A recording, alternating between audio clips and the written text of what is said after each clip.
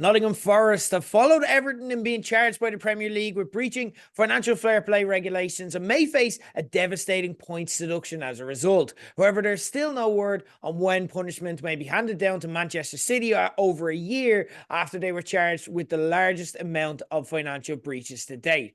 But guys, as we get kicked off here on the return edition of Low Blows, Jared Leggett, Katie Harvey, Corporate Keane, back in the hot seat as always. Who in wrestling are you still waiting on to get punished and why? Keane, we'll start with yourself. Fucking hell, that's quite a heavy question, actually. It's like, there's actually thing is, right, there's so many like legitimate answers, like pretty much every promotion books like this. There's a question we have later, right, where it's like, what's one of the big things that's changed, I think, in the last 2 years or something like that. And this isn't my answer to that, but it got me thinking. Like, I remember, like, when we last did podcasts, you said it was like 2.5 years ago we actively did this, which is crazy.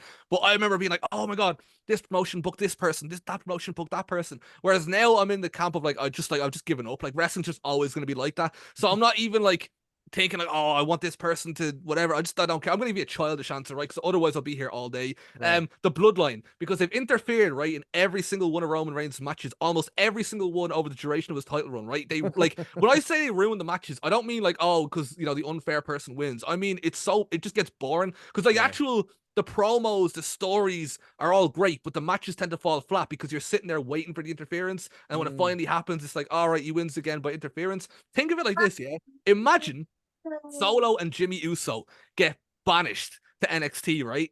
And then you've got two stories there. First of all, Solo Sikoa gets to go back to being the proper Solo Sikoa, the better Solo Sikoa, the one that talked and was cool and was entertaining down in NXT. And while main event Jey Uso goes on his ascent, you've got Jimmy Uso banished down to NXT, and then he's got a story where he's bitter and he has to build himself back up to face his brother later on down the line. I think there is so much cool shit you could do by punishing the bloodline, but obviously, in the real world, there's a million and one different answers. There really is. Like, there's so many. Wrestling is not short of bad guys. But yeah, that is a good one, and it's interesting because they have actually started doing that on SmackDown recently. You had Roman Reigns a few weeks ago come out, and that's how the title match ended up getting set up. So you had Nick Aldis. He's like the general manager who can stand up to them. So it is an interesting one. It's something I definitely like to see. Katie, your thoughts? Who do you like to see get punished? So I don't have specific names, all right? It's a group of people. Okay, love it. Strawberries. Sorry. Who does Betty want to see get punished? We have, of course. I'm going to get punished if I don't get these strawberries quicker. No, so this is a group of people, right? So WWE has released a lot of people, and there's always a lot of arguments going on about like, oh, so-and-so shouldn't have been released. Like, that's a travesty, blah, blah, blah.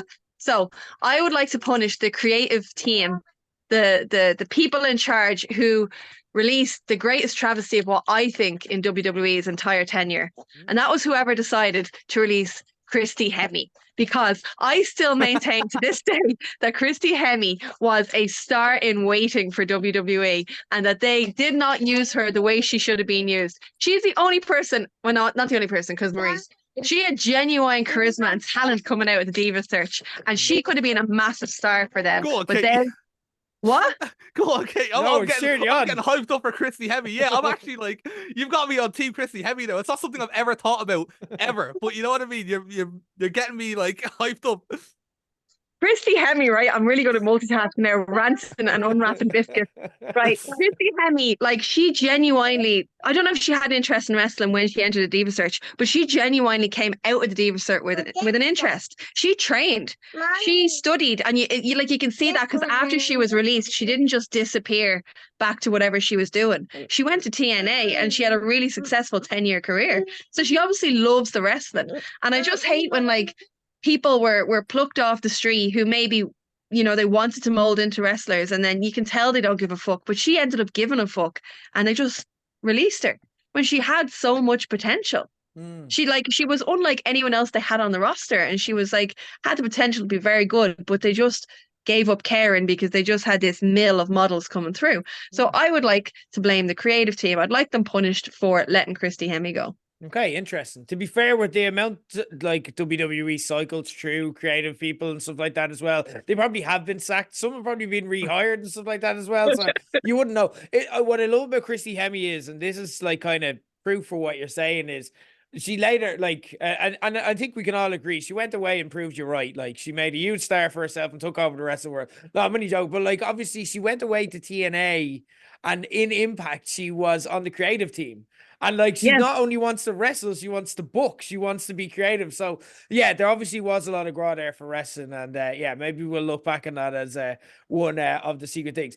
I'm gonna be on brand here as we get started. CM Punk, why does he keep getting rewarded? Like, how many people does he need to punch? How many of his co-workers before he is the definition of failing upward? Since he left wrestling in 2011, he had the most humiliating career in UFC history. He was destroyed. They literally got people in off the street so he would get wins so they could keep making money out of him. He never fought anyone you heard of before they fought him. That's why they're famous. That's still why they're famous, because nobody went on to do anything after beating him, and they beat the ever-loving piss out of him. He is the definition of failing upwards. He came back, of course, with AEW. We talked about that in the show and covered it at the time. And then, of course, just like instantly made it toxic. Like he had everything set up to succeed for him, and he still found a way to make it completely toxic. Eventually, he gets sacked. There, like he punches enough of his co-workers that his boss is like, "Yeah, I'm probably gonna have to do something about this." Gets sacked from this job, and then comes back again, and is now going to main event WrestleMania. Like, I'm not a CM Punk fan, but I almost admire the ability to fail upwards. No matter how wrong he gets it, he still finds ways to like get people to give him money. And I'm at this stage where I'm like, I can only but respect it. But the guy needs to be punished. He needs to learn a lesson that you can't just do this stuff for the sake of it. So that's who I'm picking for, who I'd like to see punished. Guys, we're back here on Ask Low Blows, of course, on the Page 180 Spotify network, where we're going to be returning. Obviously, we've had catch-ups over the past year on Page 180, but we're changing up the format of the overall podcast, and it created opportunities like this for us to bring back beloved shows like Ask Low Blows. So for those of you who were old listeners and followed us when this podcast feed was known as the Low Blows Network, it's the exact same. It's a show you control. For those of you who are listening in, maybe listen to Page 180 and are checking this out, or are newer listeners or whatever, and wouldn't have followed us when we last podcasted in 2021. To give you some context for like when we last podcasted, okay, we finished podcasting because Katie Harvey was about like what, a week or two away from giving birth. And now we just heard Betty asking for strawberries, quite clearly, and perfect pronunciation. Like that's how long we've been gone. A child has been born, grown, and learned the word strawberries in the meantime. So, but for those of you who don't know, this is a show where you can ask us literally anything, wrestling or otherwise. We do obviously, wrestling is our primary focus, and we're going to preview the Royal Rumble later. But anything you want, tweet us in, and we will include it in the show. We're not going to be coming back on a weekly basis. We all have busy lives and everything else, and I've got another podcast to run as well. But we will be back on a semi-regular basis, and keep an eye on socials for when we're announcing it and looking for questions. But good to have you back. And what I loved about this week coming back is it was like in Anchorman, where it's like news team unite, and it was so, and literally all the people who used to send in questions, like even people whose names I hadn't heard in years, like Owen Davis. I was so happy to see his name, because we just haven't talked, like, because we haven't had a show. Everyone just came back and started delivering their questions, so we're really excited to get to it. But we're going to get to the questions in a second. First off, I want to address you guys. How's life, Katie? What is life for you now? Since like we would have last spoke on Ask Low Blows. Obviously you've given birth, you have a child now, and you've raised a child. Like, how is everything? What's going on in Katie Harvey's world? Well, it's pure chaos if you just want the short answer. It is non-stop chaos. Yeah, Betty's 2 and a bit now. She's in creche. I have been called in twice since she started about her roughhousing with other children. She's going to be banned from the wrestling gym very shortly. We were training yesterday, and she joined in the warm-up doing squats and jogging, and then just did a forward roll. Like, you can't sit down without her running at you and tackling you or splashing you. So this is what I'm dealing with right now. This is my life. Love it. Wouldn't change it, but I am very tired. If we could have picked, like, if we could have described on the last show what we thought Katie Harvey's life, it's like she's raising a mini pro wrestler who's already started. Like, that's probably what we would have predicted, like, for 2 years from now. But good to hear that it's panned out. Corporate Keen, what's going on in your world these days? I'm having fun, but it's just not stuff that's like fun to listen to. Do you know what I mean? Like, I'm not. There's no like I'm not doing YouTube videos or streaming or like there's no output. I'm still doing my radio stuff. Actually, that's what I was in the middle of Nice. before I started doing this. So I Good. still have my radio show on Dublin South FM if you're into rock or metal or anything like that. Nice. I've what else? Like I'm just watching wrestling, watching MMA, watching football. Like nothing's really changed in that sense. Mhm. My job is one of those things that's kind of it's one of those office jobs that's kind of difficult to explain. Just sort of generic office jobs. You know what I mean? I sit down and do You generic can wear a office suit stuff and and then- tie. No. Ah. I'd love that. Literally Keen, corporate that was Keen. so funny. Oh my god.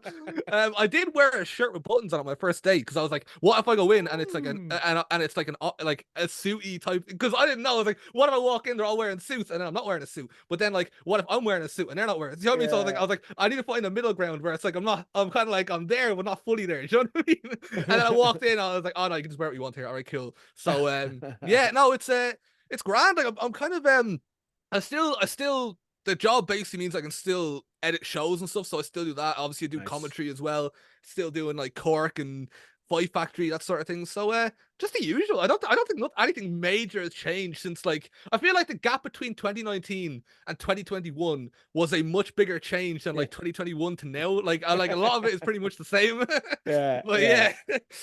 Very true, very true. But like, I think that's reassuring for people. It'd be strange if you came on and you're like, "I'm a very serious person now." Yeah. And it's like, what? That's not what we want. We want things to be the same. Like, we want it to be familiar. Dude, just So, I'm falling down the rabbit yeah. hole. Like I've seen things. I'm a different man now. Guys, I think we need to grow up and have some serious content, which nobody's here for, not a single person. We will talk wrestling, though. We will get to your questions, guys. Obviously, look, people are going to come in and there's going to be like inside jokes and stuff like that that people will pick up on. And as well, like, it is kind of a celebration. People are, thank God, happy to have us back. So again, but if you are a newer listener or if you just need a reminder, we will kind of bring you in if there are any kind of running jokes as we go on. Starting with Kento CCFC got in touch with our first question. Kento, who's going to be on the Patreon 80 podcast in a couple of weeks previewing the Super Bowl and Six Nations, but he got in touch recently. So for those of you who may not remember, or for those of you who didn't listen, Kento would always be the first question on Ask Low Blows. He would send us what we called desert island dilemmas, where it was like if you were stuck on a desert island and you had to choose between one thing and another. It got progressively more ridiculous. There were bears involved. There was like suicide pacts. There was everything happened on that desert at one stage. He hasn't gone with a desert island dilemma. What he's in fact gone with is a desert island dilemma. So we're not trapped. There's no tigers or no bears, but he does say yet in brackets. You've just had a lovely meal and now have to choose what dessert you want from. And we'll start with these, okay? So first off, sticky toffee pudding or profiteroles. Oh Go man, for it. if you thought I was useless on the desert island, like the dessert island, I think when it comes to the desserts, I've eaten plain ice cream and like Domino's cookies. So like, I haven't heard of half of these. I recognize what toffee is, so I'm going to go with that one. Okay, Katie, what about yourself? So bears do actually like dessert, right? And the reason I know this is because in our hiatus from Low Blows, you want to know how much bears infiltrated my life for people who maybe don't watch Fight Factory? Oh yeah. shit! I never spent drew the connection. I spent a substantial amount of money on a bear costume. No, In kayfabe. There was a real bear. Fuck's sake. Okay, the bear's dead. On a bear. Okay, on a bear for beep that costume word. On a bear. I imported a bear from China. The bear appeared at numerous Fight Factory shows. The bear also appeared at my niece's 5th birthday party. much to the surprise of my brother and sister-in-law, the bear did terrorize a room full of 5-year-old girls. And that is the last time I've seen the bear. But that's how I know bears love desserts, because that bear also ate a large chunk of birthday cake that day. So Nice. um, It's like I just you're getting paid, dude. This is a corporate gig. You can't have half the cake. I don't know where this is going. I just wanted to shoehorn bears That's into fair. this because it's No, my that's thing. fair. That's Um, fair. my Uh, actual answer is sticky toffee pudding. Okay, interesting. I'm gonna go with profiteroles because I'm not a Protestant. It's chocolate mousse or punky. No, nothing wrong with being a Protestant. I'm just not one, so I don't like sticky toffee pudding. Like that's the rule. I was kind of surprised when Katie Harvey went that way. Chocolate mousse or punky ice cream. I don't know what punky ice cream is, so I Oh, instantly default to chocolate mousse. funky ice cream is. Did you ever go to a Chinese and order the little ice creams and it comes in like the shape of like a parrot or like a penguin? Do Oh, you yeah. remember them? No, I'm pretty sure that's the punky ice cream. Okay, okay. Here, I'm Googling it now. Yeah, I think you're correct. So yeah. Okay. Right, that's what I'm going for. I'm going for mousse because again, I don't know. What are you going for, Katie? I'm going for a punky ice cream because I was never able to get them as a kid. And I'm a grown up now and I can have a punky ice cream if I want. Isn't it the best thing ever? Like, I'll never forget the first time I went shopping for myself, and I'm like, am I gonna get crunchy nut cornflakes or am I gonna get Wheatos? And I'm like, I can get both now. No one can stop me. But now I get stopped by budgets. Like, yeah, you have to pay for that stuff. It's quite expensive. Cost of living crisis and all that. Keen off those two. What would you go for? I'll just say ice cream. It's I know what it is, so That's that's fair. good. That's fair. Banana split or fruit cocktail? Keen, we'll stay with you. Bananas are just fruit in general. Well, bananas like the one fruit I can eat without getting sick. So I'd say we'll go banana split then. Yeah, a fruit cocktail is probably bad if other fruits make you sick. It That's a seems good like point. a recipe for failure. That's a yeah. great point. I didn't even think of that. Yeah, no, great joke. Katie, what about yourself? I go banana split because with fruit cocktails, you never know what's in them, and it's always the canned fruit and it's a bit shit. And I'm allergic to kiwis, and I would get sick if there was a kiwi in it. Okay.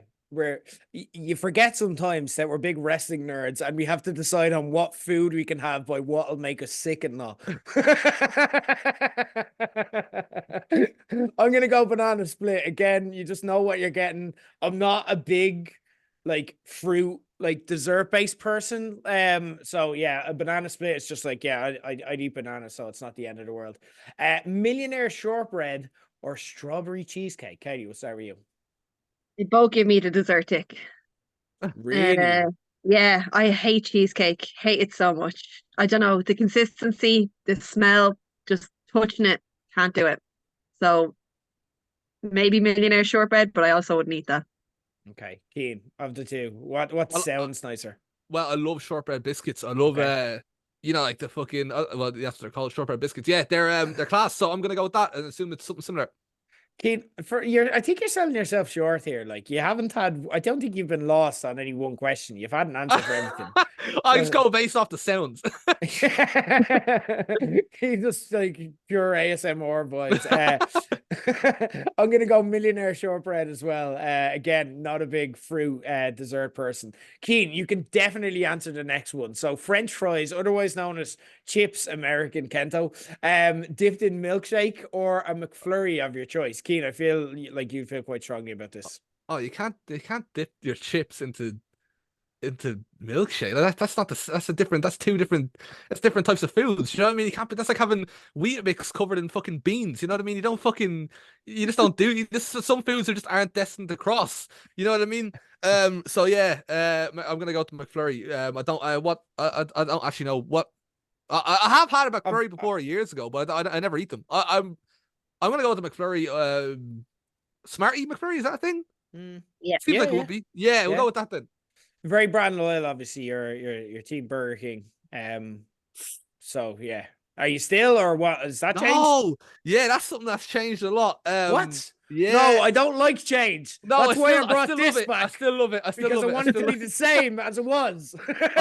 So you I've fucking like Burger King, even if No, you don't. I do. You're gonna appreciate this, right? I have diversified my palate. Is that a word? Yeah. I've branched out. So I eat chicken nuggets and chips out of Burger King, chicken selects out of McDonald's, the chicken, the like boneless banquet, if that's how you say it, that meal in KFC that has the chicken and the popcorn chicken. Ooh. The chicken and chips out of Supermax, quite good as well. Ooh. Mhm. Obviously then you got the chicken out of like the pizza places too, like Domino's and Apache as well. So Impressive. just about 5 or 6 different chicken and chips. So very wide range of tastes there. Very cool shit. That's a very diverse palate. I have to say, KFC and Supermax. No way. Get out But of here. only chicken and chips though. Only chicken, just to clarify. Yeah, no. We know. Don't worry. Katie, what are your own thoughts? Katie's muted. This is why the video is very, very much worth a watch if you're listening.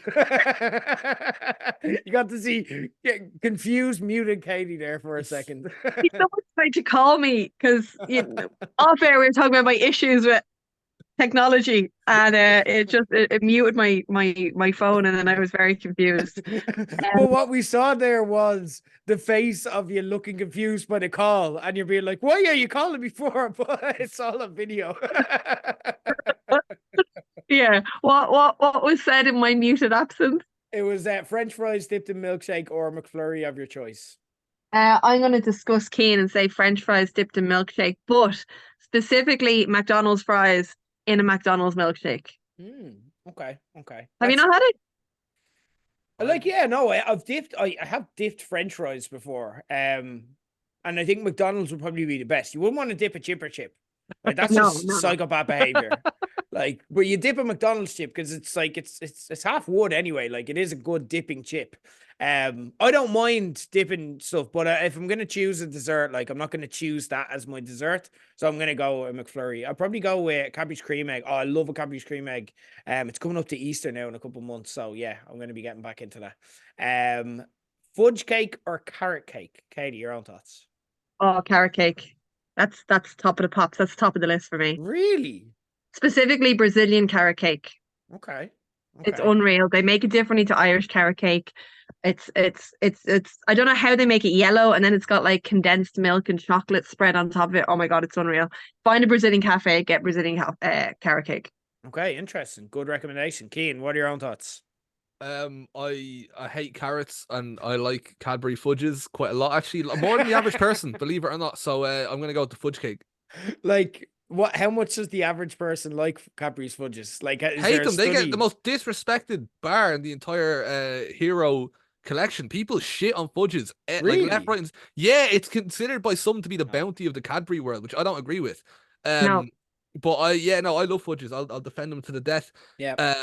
So yeah, that's why I'm gonna go with fudge cake, even though it probably isn't even similar. I don't know, but Fudge, and it's good that we're taping this just coming out of Christmas sweet season, because like again, fudges are it's a topper sweet. Do you know what I mean? It's perfect. It's like, I don't want to get into, I do want another sweet, but like I'm a little bit full, so I just want something that'll just top me up. Yeah, and then you've got the fudge. You're like, nice one. Yeah.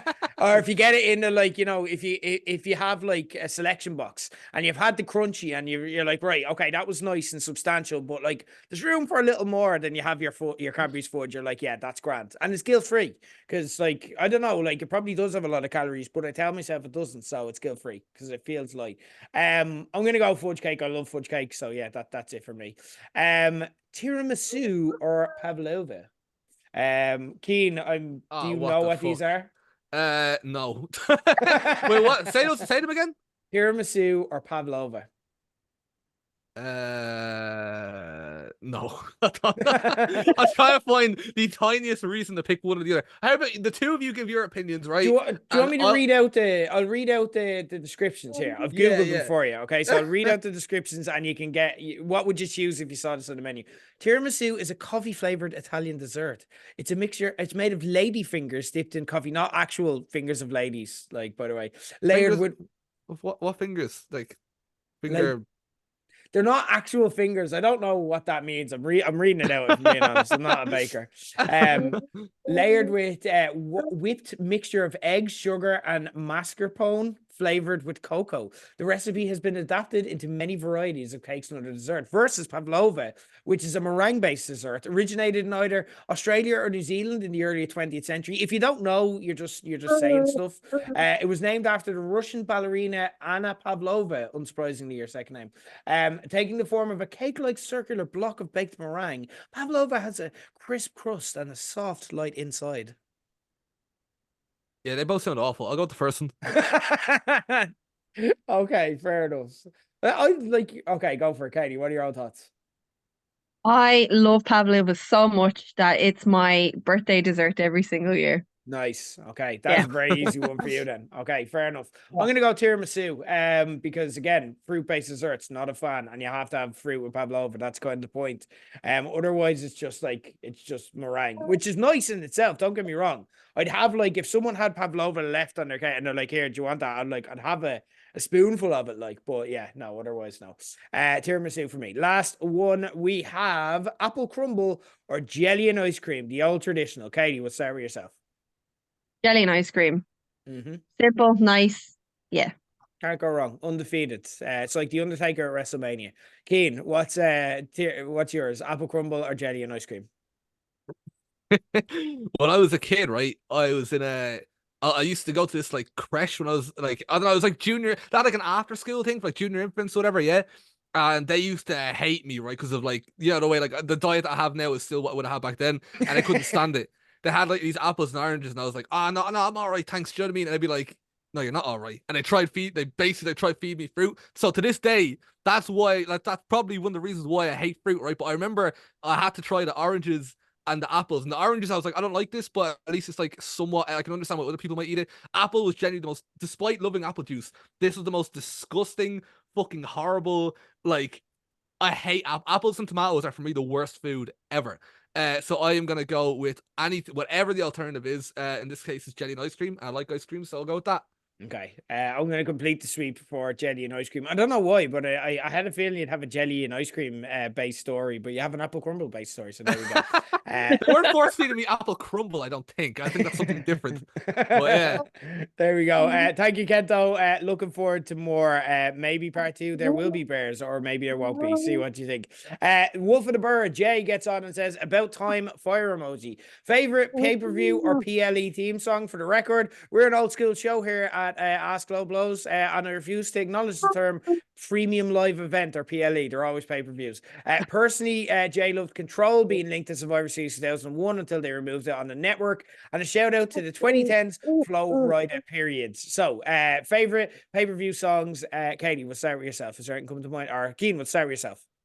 I actually have a very like passionate answer for this, right? I believe that like the best pay-per-view theme songs are not necessarily the best songs, because you can listen to the best songs anywhere. I think the best pay-per-view theme song is the song that transports you from where you are to back where you were when you watched that as a kid for the first time. That's what I believe. So when I first got into wrestling, two of my early this is like my honorable mention now, right?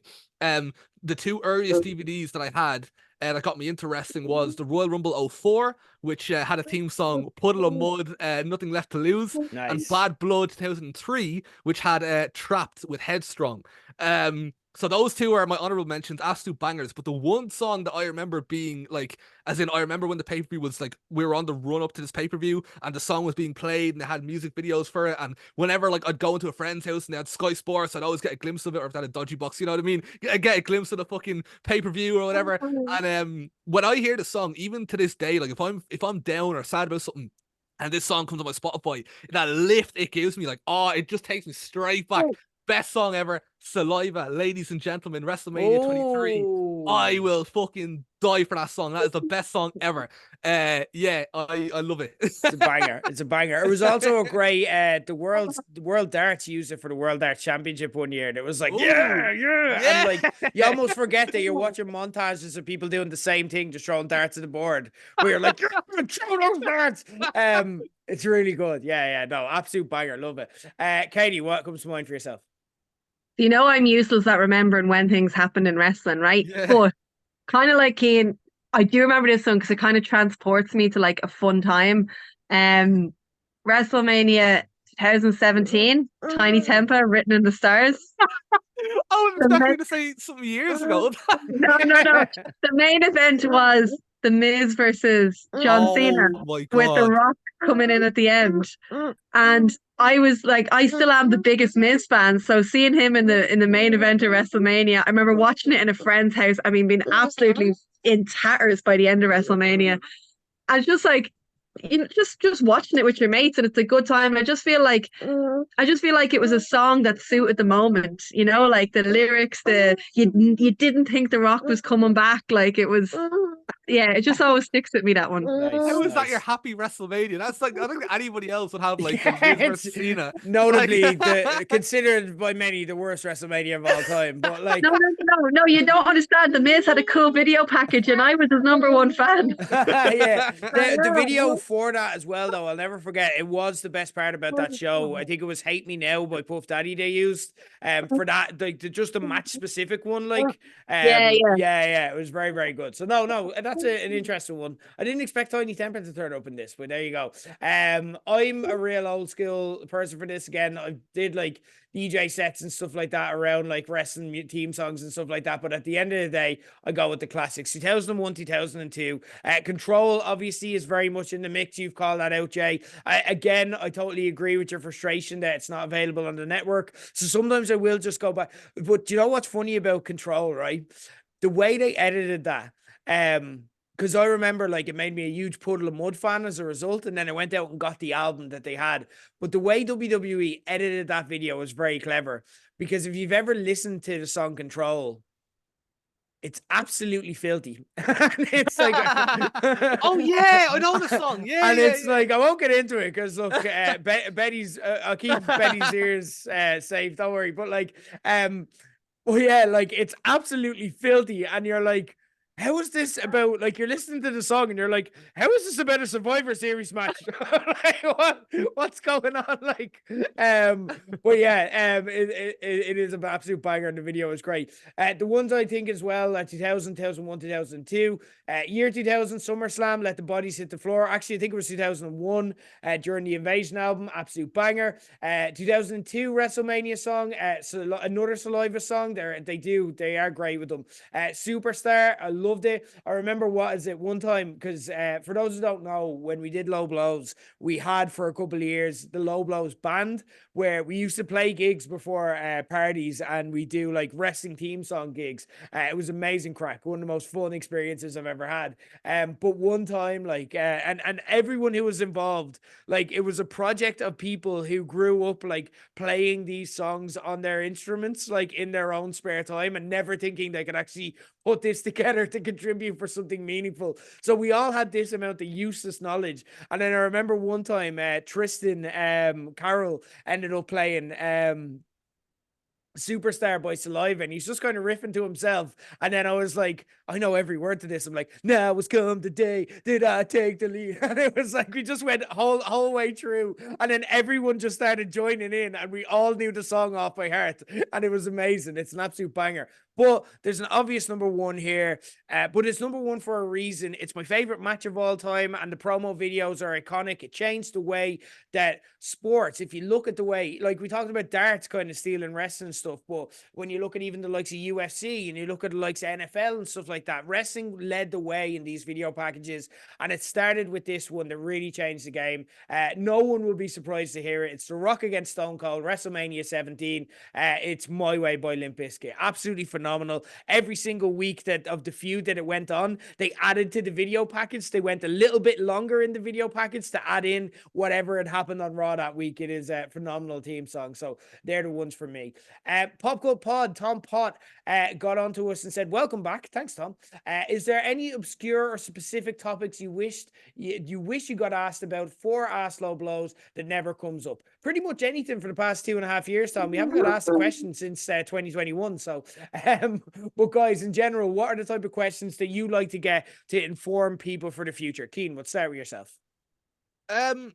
Well, so there are two sides. On one hand, like, if you get me talking about something I'm really interested in, I won't shut the fuck up, and I don't want to like completely delete an hour or two of Jer and Katie's time on one question.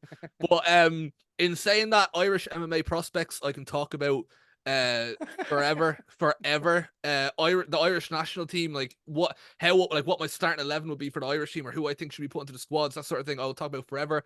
Bands that I'm listening to, any upcoming bands that I think are pretty underrated, or what else? Obscure. There was a time when I'd be really, I don't know, obscure. It's not really obscure, but like Love Island, I something I'd talk about while it was current. I don't remember anything about it now, but like while it's on, I would have strong opinions of it, you know, that kind of way. What else? Oh, MotoGP, obviously, you know, the Formula One questions we typically get in, you know, those usually go on for a bit. I suppose those would be, outside of wrestling, those would be kind of like my big kind of interests, I suppose.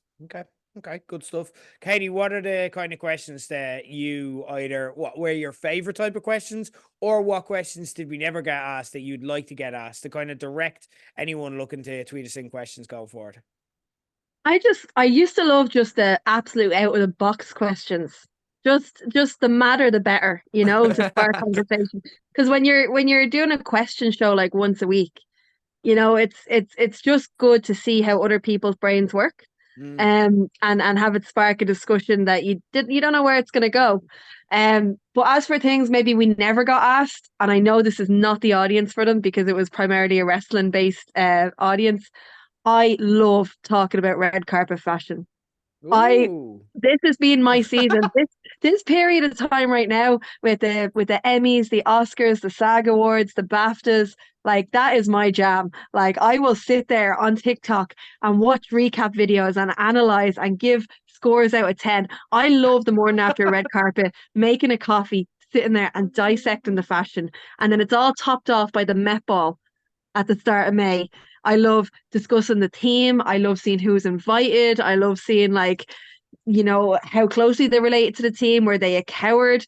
Did they go for it? I love it. I love red carpet fashion. I'm very passionate about the subject. Yes. That's wild. If anyone wants to know who the best dressed is this award season so far, it's our own Barry Keoghan. Has absolutely killed the red carpet. Natasha Lyonne has killed the red carpet. Versace, Schiaparelli, they're my two favorite designers. I could go on and on. So many fashion. I know by the look of me, I don't look like I'm into fashion. I realize that. I understand. I am the least fashionable person you've ever met, but I do love like couture fashion. No, the reason I'm laughing is because I'm just like, how like random is that in the sense that you've never mentioned it once, like in all those years. Do you know what I mean? Like, I feel like everybody kind of knows. Like, we never got asked about MotoGP, for example, but I feel like you would have known that I'm into it. Do you know what I mean? Or you would have an idea, like I'm into MMA or football, or I'm into this or that. I never in not even once have I heard you talk about it on the red carpet or anything like that. So random, like. I like award season in general. Like at the moment, I'm trying to make my way through a lot of nominated films and TV shows. Like I do use it to inform my choices, but like the red carpet is actually where it's at. Like Interesting. I did like the memes where it's like Barry Keoghan looks like a 50-year-old lesbian woman at the Golden Globes. Like he's wild, and I'm all about Barry Keoghan's having a moment where he's kind of embracing the fact that he's a bit mad. Saltburn being the biggest case in point ever, but yeah, like I love it. Good stuff. Okay, well maybe we'll bring you into the movie podcast that I do with Tom, and we'll get your opinions as we go on. Again, that's fascinating though. I'm the same. I was thinking the exact same as you, Keane. I'm like, you podcast with someone for years, you assume you know like everything and still something new. I love anything that life advice was something that I tried to get going, and even offered anonymity as well if people wanted to send in stuff. Nothing too serious, like again, don't like if it's health or anything like that, please don't ever contact your favorite wrestling podcast. But like I love like kind of, because again it just opens it up for interesting discussions or moral things or stuff like that as well, or it's stuff that gets us telling stories. Like there's little things that I'll always remember about the show, or like be mortified that I actually actually spoke about, like, Keen, I was only telling someone the other day about your poster of Darren Fletcher that you had in your room.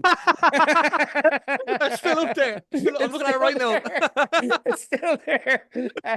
Well, like the little things like that, or the time where I had to admit that I have an obsessive compulsion to every Sunday have to say the name Barney Ronay in the I was style of thinking about this James the other day. Richardson, and I was like, it's a really good answer, but it's fucking mortifying, and I never thought I'd ever say this to someone. And I've been out with people who listen to that afterwards, and they've seen me on a Sunday morning, and I'm just like, Barney Ronay. And I still do it. I still do it years later. So those are the best stories, just the random things. Like, they're actually, the best questions are usually fairly short, like this, because like, they're the ones where it gives us the most room to kind of just like take it anyway. And we're weird people, so when we take a question anyway, it's probably going to go somewhere weird or funny. So they're my faves, the ones we get the stories from. We got a late one in, actually. I don't think I told you guys about this. We had Richard from Instagram. I don't know who this is. They asked thoughts on Okada leaving New Japan and where you'd like to see him go next. Thanks, Richard. It's something that I have a lot to say on the subject, so it's good that you did send this in, but I won't monopolize this. I do have a lot to say, so I'll get your guys' thoughts on Okada leaving New Japan and where is possible next destination. Where do you want to go? Where do you think he'll go? Take it wherever way you like it. Katie, we'll start with yourself. I want him to go to WWE just because I think it would be extremely funny. I just think it'd be very funny because people are already so up in arms. That's where they don't want him to go. And they keep using the example of like, he'll just end up like Nakamura. And I'm like, Nakamura, who's had a long, storied, heavy hitting career, who's now just having a laugh and collecting massive paychecks. Like, oh, poor Nakamura. I understand, like, oh, you're not getting the 5-star matches you were in New Japan. But like, he's happy. Leave him off. And I just think it'd be very funny if Okada is in like the 24/7 title chase in like 3 months. Sprinting after R-Truth. Amazing. Actually, I kind of want to see that. Keen, what are your thoughts on all of this? I really don't care. I'm not gonna lie.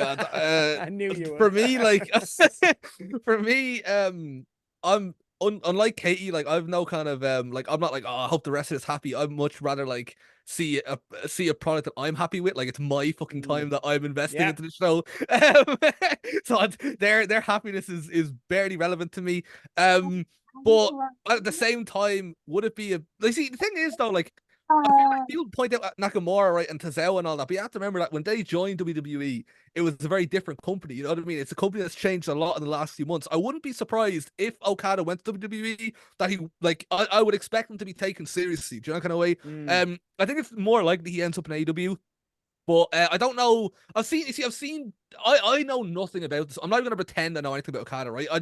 I go based off what I've heard from other people, and I've heard from other people that, you know, he's kind of past his peak, but I don't know if that's true or not. I assume you want to discuss this, so I'm just gonna. I can see you're like you know when you see like a dog outside a shop with food in it, and they start to drool a bit. You know what I mean? You are chomping at the bit to discuss this. I'll let you answer Richard's question. Off you go. I don't really care, to be honest. No, I'm only messing. I care a lot. I care a lot. I care a lot about this. I was devastated to hear this. It wasn't a complete surprise, but I was devastated to hear this news the other day. That came out obviously about Okada. And like, look, I hear people, I'm very similar to what you just said there, Keen, where people are like, look, let him earn money, let him earn the big bucks. And they do on a logical level as like a person the same age as Okada. I'm like, yeah, you want to earn the most money and blah, blah, blah. And you want to support your family and live the best lifestyle and stuff. And I get that. I just don't give a fuck because I'm like you, Keen, I'm selfish. I want what I want. I'm really gutted that like, essentially New Japan has been gutted now. They've lost Okada, Ospreay, to a much lesser level, Tama Tonga, but even then, that's someone that they were building up. They've lost a lot of big people in a very short space of time. And again, New Japan has always had to do that. They lost AJ Styles and Nakamura in consecutive years, and like the Bullet Club was gutted. Finn Balor obviously moved to WWE after his Prince Devitt run, and so on and so forth. So they're used to regenerating, but Okada was different. He was the ace. He was the star of the promotion. And it's really sad to think that I'm never going to get a G1 with Okada in it anymore because, yeah, he's not having the main event matches that he had. And part of that is because it got boring having him be at the top all the time. So he had to kind of step back and alter rather than any kind of ability deficiencies or anything like that. I think he can still go whenever he needs to. And we saw that against Bryan Danielson at Wrestle Kingdom. But it's really sad because every year for the G1, he goes out and has banger after banger after banger. And that's one of my favorite things to watch in wrestling. And to think you're not going to get the likes of Okada and Ospreay in there. And even, like I said, Tama Tonga had become a really good G1 performer over the past few years. That makes me really sad. Part of what makes me sad, though, is twofold. One is, again, the fact that he's the ace. Like, I know people are like, people hate the argument of this promotion did so much for you and stuff like that. And I understand it as well. And part of that is on New Japan. They should have an ace contract where they pay one person who is the guy for the promotion they pay him ridiculous money and they give him a 20-year deal. And they say, we're going to commit to you, but we need you to commit to us. And they never did that. They gave Okada a rolling contract. And I think to a point, they assumed that he was going to always be there. And that didn't turn out to be the case. So that's partly on New Japan. But I do feel like there was a lack of succession planning here. Again, partly New Japan, not assuming that Okada would never leave. But then also they have a lot of young people in there. You've got like Shota Umino, you've got Yuya Uemura, you've got Yota Tsuji. You have loads of people that they've debuted who are interesting.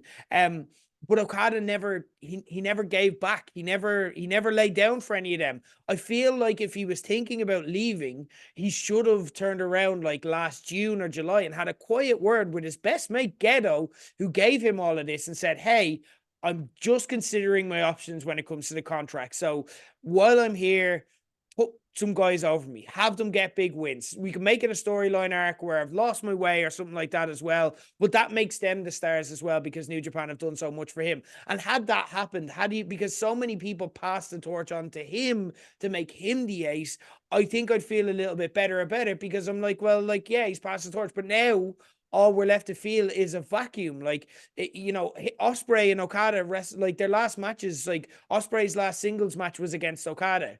And like, that doesn't matter who wins. Nobody gains from that because they're both just gone. And we're just like, oh, that was amazing. We're never going to see it again from either of them. And I don't really get much from that. Okada, one of his last singles matches, and I do like this, is going to be against Tanahashi, their last ever match and so on. That is the iconic New Japan match as well. But I'd like to see them both have put people over on the way out. There's a part of me that hopes that they go to AEW because they'll still have a link with New Japan and they'll be able to work with the same people, show up on the odd Wrestle Kingdom and stuff like that as well. And I can dream that maybe AEW will let them back for a G1, even though that has never been AEW's way. Their partnership is not fair. They don't play fair. So for that reason, if on balance, and as well, the flip side of that is I don't like how AEW have handled Japanese wrestlers that they have. They have Shibata locked up, and Shibata will wrestle for AEW. He said he wants to see his career out with AEW. But that isn't because they've used him so well. That's because they just gave him a contract and let him wrestle again. Because for insurance purposes, with the career-ending quote-unquote injury that he suffered in a match, ironically, against Okada at Sakura Genesis a few years ago, he's not allowed, with the injuries that he has, wrestle in Japan for insurance reasons. So he that's why he just wants to wrestle. So he doesn't mind not being the champion or anything like that. But he's a real sideshow in AEW. He's the last thing anyone thinks about. He's wrestled more as a Ring of Honor wrestler. And it's a really damning indictment. And then it's led to some embarrassing situations. Like I tweeted out, great, now Okada's going to go to AEW. We're going to get to see Mike Tyson mispronounce his name on air and present, oh yeah, man, I love Okada. I love Okada, man. And like, that's kind of what they did with Shibata. And it was really cringe and really bad. And it didn't, like, again, I'm not looking forward to it because I just don't like a lot of AEW's creative anymore.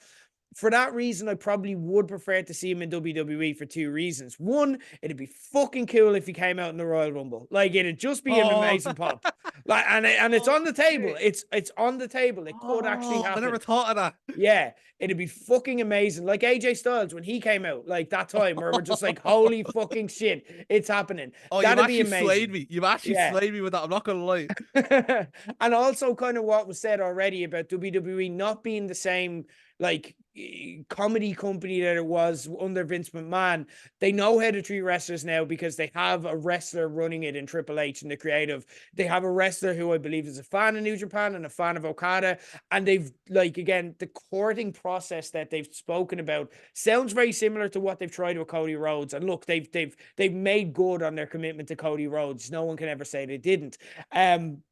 So I'd like to see him go to WWE on balance just because I think that's where WWE is the hotter product. WWE is a safer bet now than AEW, and that would have seemed crazy, I think, the last time we were on Ask Low Blows to say that. But the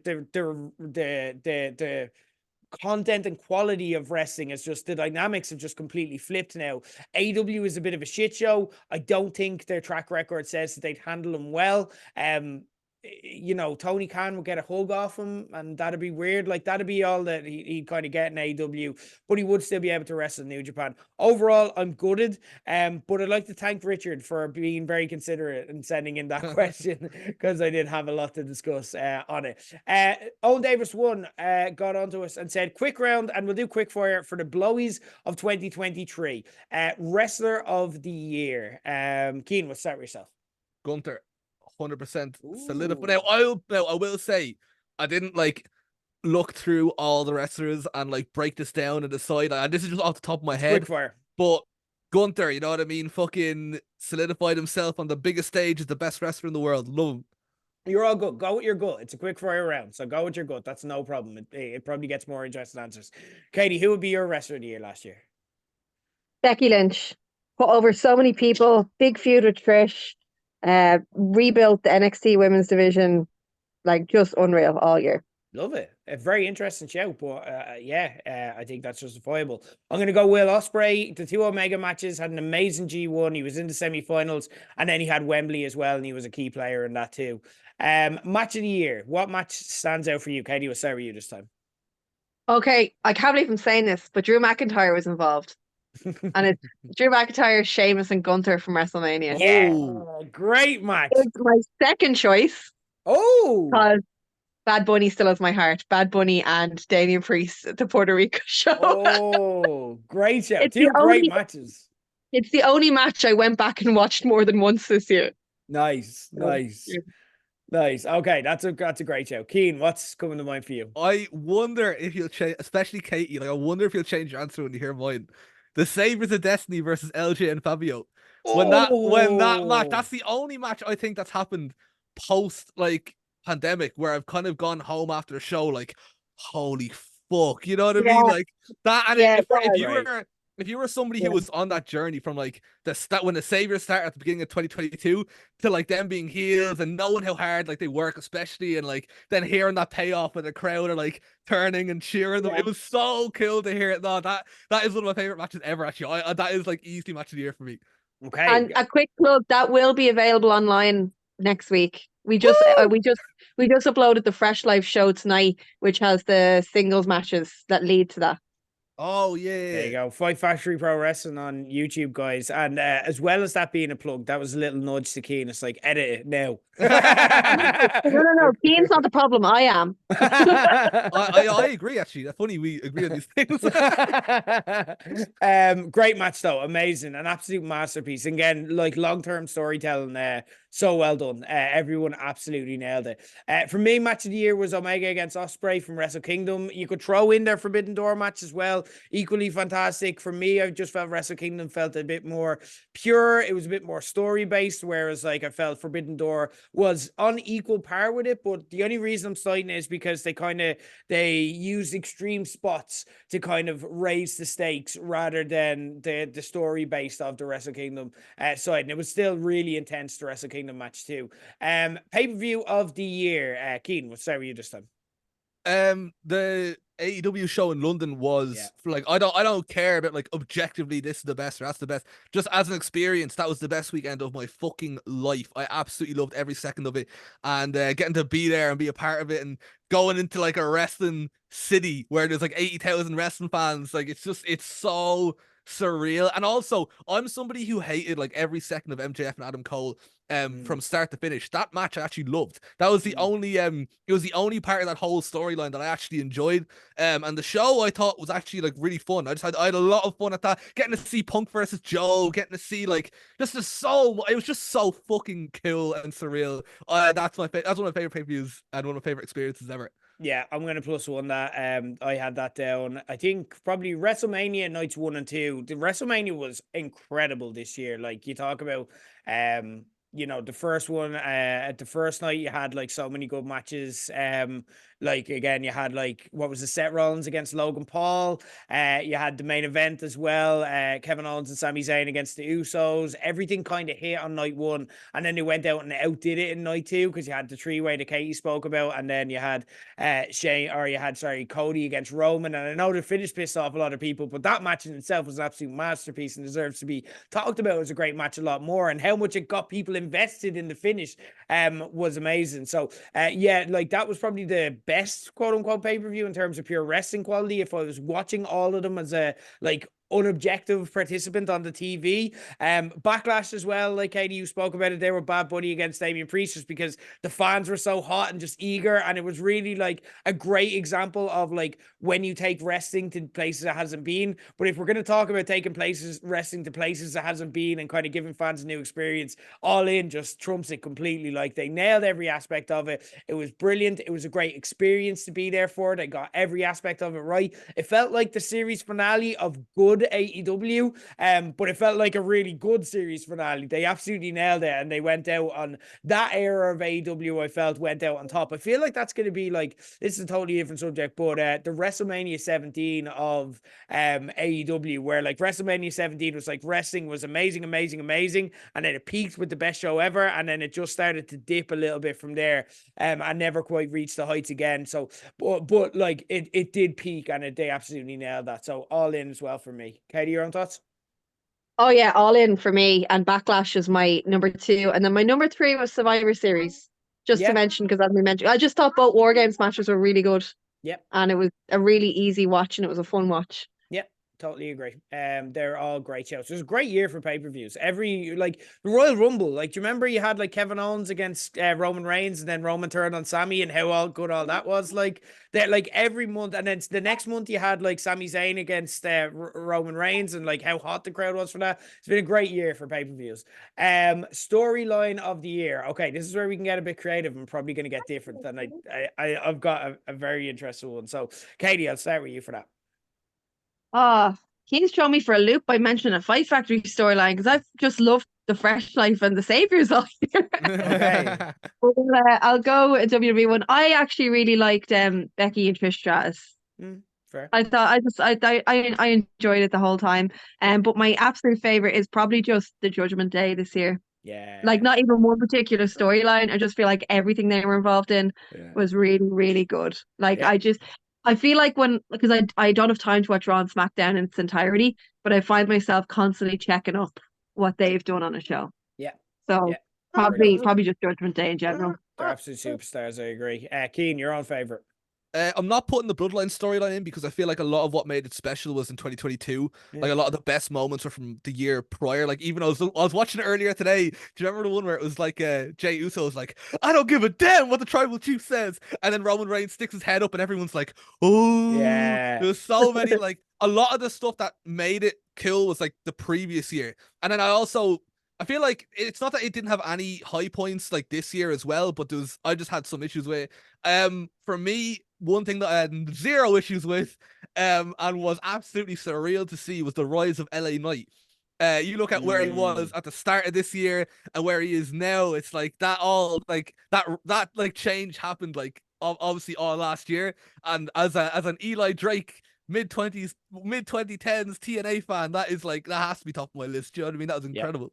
Yeah, no, it was great. It was great. And definitely like I think wait a minute, sorry. Lawyer Valkyria versus Becky Lynch. I completely forgot. I don't know how that slipped my mind. Yeah, actually, that might be my number one. Actually, Yeah, that oh was fuck. great too. Yeah, Oh, now all I don't. great. Now I don't know. Yeah, whichever. Good stuff. For me, I've got an interesting one. And it still remains my favorite storyline, and I'm hoping that it may actually be able to crash into the main event at WrestleMania now with news about Seth Rollins. I've loved this since they've started doing it. Drew McIntyre's heel turn. It is the Oh, yeah, best yeah. thing on Raw right now because he is everything. And like the mad thing is, when we left doing this show, we slagged the shit out of Drew McIntyre every week with stupid poxy little sword. But that's what makes this great because of how like he tried to like again his story. It just makes sense of his entire character arc, and he believes it. You can tell he's bringing a bit of real frustration to it. His promos are fantastic. He went out there and destroyed CM Punk on the mic a few weeks ago, and Punk is like, "Yeah, well, I could bash you, but I'm not gonna. I'm just gonna leave the ring. Shut up, yeah." And like literally, CM Punk, like who is supposed to be this amazing person on the mic, it is great on the mic. Drew McIntyre just absolutely laid waste to him. I love how he's crashing into the main event because he's so interesting that like you can't ignore him now.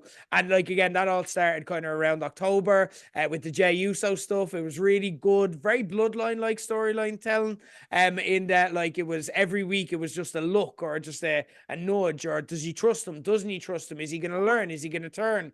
And then eventually he turned. But then his promos and everything around that just made sense of his character. I love it. It's the most interesting thing in WWE. Judgment Day, I'd say, are consistent, consistently up there as well, particularly Rhea Ripley, but Drew McIntyre for me. Moment of the year. I'm just gonna throw it out there because like people may be surprised. CM Punk return to WWE was the best moment of the year in terms of like surprise, like total like their crowd reaction, total what the fuck does this mean, what's gonna happen, just breaking your brain. The way it was produced, the way they'd never do this with WWE pay-per-views where they kind of fade away, they show the title. That was always a real NXT trademark when Triple H ran it, and then they just showed that they didn't do commentary, and then they started releasing the viral clips of him and Seth Rollins arguing online. It was perfectly done, and I'm not a CM Punk fan, but you have to just tip your hat to great moments, and that was it. Keen, would you, as a resident CM Punk super fan, assume the same, or yeah, like it was one. It's one of the craziest moments ever in the history of wrestling, and I feel like it's one of those things where you might forget, like when you get used to CM Punk being back in WWE by the end of his career, you might forget how surreal it actually was. But it was insane. However, I do have one moment. It's kind of like objectively speaking, obviously it's the Punk moment, but I have to include this as like up there on almost the same level because it's a moment that I watch over and over again. It's like possibly the loudest pop I've ever heard in WWE. When Sami Zayn betrayed Roman Reigns at the Royal Rumble and the whole place erupted. Like I still watch that every so often. Like fuck, like it's the goosebumps. That's like. Oh, that to me was like just it's and like the fact that it wasn't even like there was no crazy return, there was no like mad, it wasn't even anything you didn't expect. I mean, it was gonna happen at some point, but that's what made it so special. The fact they got so many people invested for that long that when that happened, that everyone reacted in that way, it was just it was just so good. I loved it. I loved it. Yeah. Agreed. Kate, your moment of the year. Very biased, but obviously my moment of the year is Lyra Valkyria winning the NXT title. There was no other option. It's like, yeah, I watched it on repeat as well. I stayed up to watch it live. Yeah, just very cool. I got to hold the title a few times when I went over to visit, so that was pretty cool. That's the closest I'll ever get to a WWE title. So lived out the girlhood dream, you know. And yeah, no, just you just can't like, and it was such a special match because obviously it's like, I sound like a spa, but my best friend, you know, win a WWE title against the woman who got me into wrestling. You know, I got my very first application for wrestling school off Becky at an NWA Ireland show. So to be sitting there watching that passing of the torch, it was so super special. And not only that, it was a class match. Yeah. You know, like it was a proper like, oh, that's your moment, that's your match. And it was built so well. Becky hadn't been beaten in how long. It was just everything about it was perfection. Yep. So yeah, that's 100% like my moment of the year. Yep. Yeah. I think that's a fair moment though. Like I think even objectively, if you were just following the storyline and stuff like that, and you hadn't got that personal resonance to us, and I know we can't really any of us speak without that, and obviously especially yourself, Katie, but like we were all watching and rooting for it, and we knew the backstory and stuff like that as well. And like I remember, it just brought me back to I remember you texting us in the group chat being like, "So Becky was here tonight" and stuff like that as well. Like, and then that's the video package that they show and stuff like, and it's just so cool. To see all of that play out. But like objectively, it was just a great storyline, a great match. It felt big. It was making a new star. Becky doing the honors as well and doing it cleanly. Like, yeah, no, really, really good. Promotion of the year. WWE versus AEW. New Japan had like a decent year. Wrestle Kingdom was a great show again. The G1 was back. But really, you're probably talking WWE versus AEW. Or are we? Katie, what would be your promotion of the year? Oh, it's WWE. Like I'm usually like, ain't like I don't know. I'm a fence jumper. As soon as there's another promotion against WWE, I usually float to that side. But like they have just had an unreal year. Like people are talking about wrestling again who are casual fans, I just feel like we're back on an upswing and it's exciting at the moment. Totally agree. Keen, are you WWE or AEW? Obviously, show of the year. Yeah, like of an honorable mention. So no, my answer first of all is WWE. Like it for me, WWE has never been this exciting. It's never been this fun. Like not since I was literally like a young kid. You know what I mean? Like, this is like the first time we've had genuine like major change. Like when you look at where we were again, like where we were when we last spoke, and we had like fucking what was it? Like Vince McMahon didn't want Adam Cole to be a wrestler. He didn't want like fucking like he had all these weird ideas, like at championship contenders matches and all these like weird, like there was so much goofy shit happening in WWE, like 2 years ago. And to go from that to like all the possibilities we have heading into WrestleMania, I am so excited for this year to see what it holds for WWE. This past year has been deadly. I will give one honorable mention though to TNA. Just because of that fucking rebranding is incredible, right? And I see a lot of people being like, "Oh, why is everybody so excited about TNA coming back?" Because back when TNA was a thing in the mid to late 2000s or early whatever in the 2000s, people would criticize TNA, and there was a big LOL TNA because they would have a lot of goofy shit and a lot of bad stuff as well.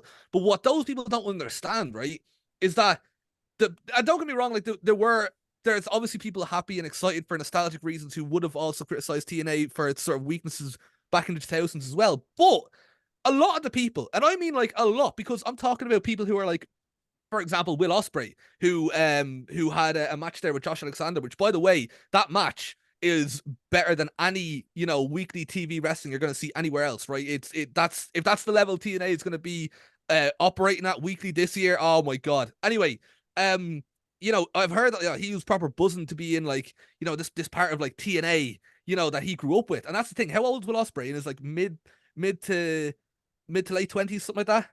Yeah.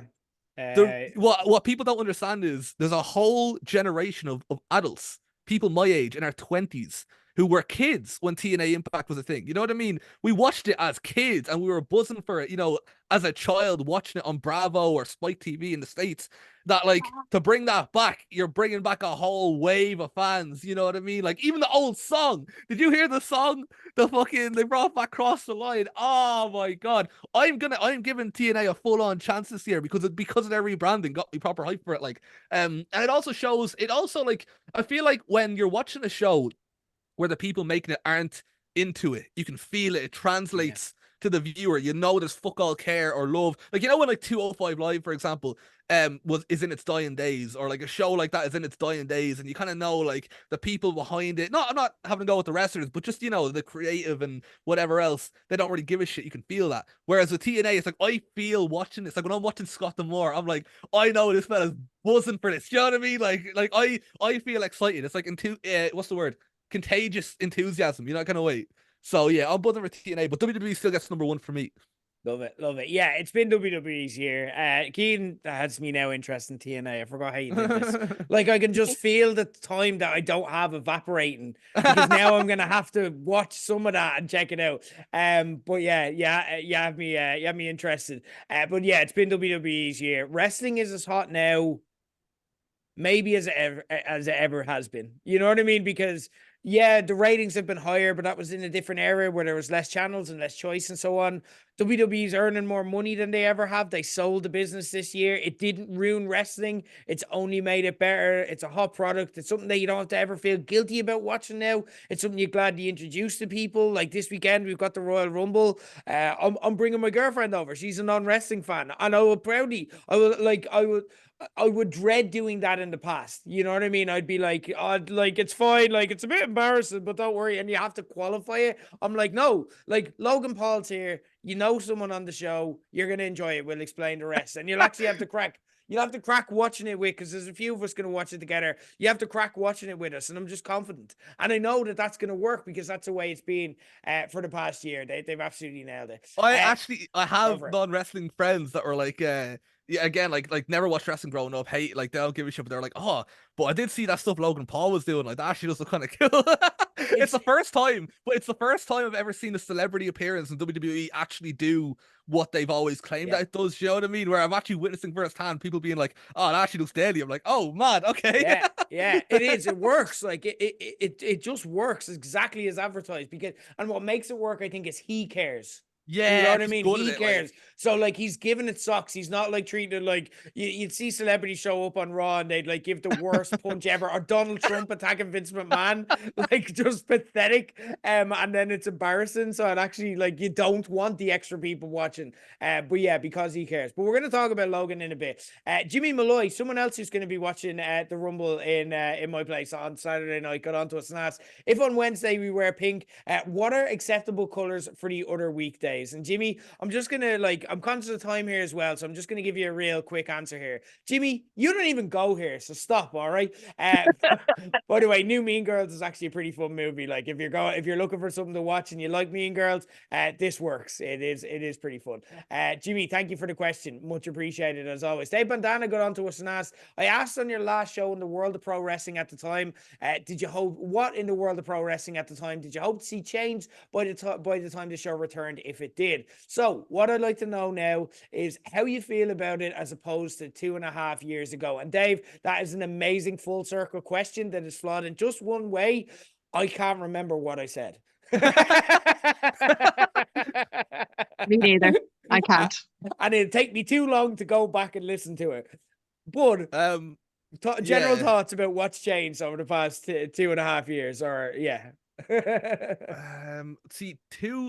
I keep forgetting that it's 20. Like, oh, this is crazy. This is like, time is going by at a mad pace now, right after the pandemic. What happens, Keen, when you get older. I know, yeah. Because when he says like 2 years ago, I'm thinking, 2019.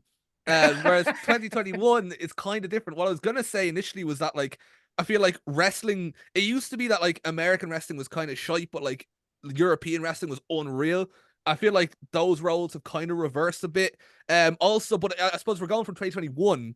I suppose a more accurate one would be what we just mentioned earlier about WWE and AEW swapping sides. I'm no longer kind of like nervous, like, oh, what are they going to do with Walter? What are they going to do with Pete Dunne? You know, what are they going to do with this part? Like, are they all going to end up like fucking Tozawa doing fucking, happy, dancy, clappy, laughy shit?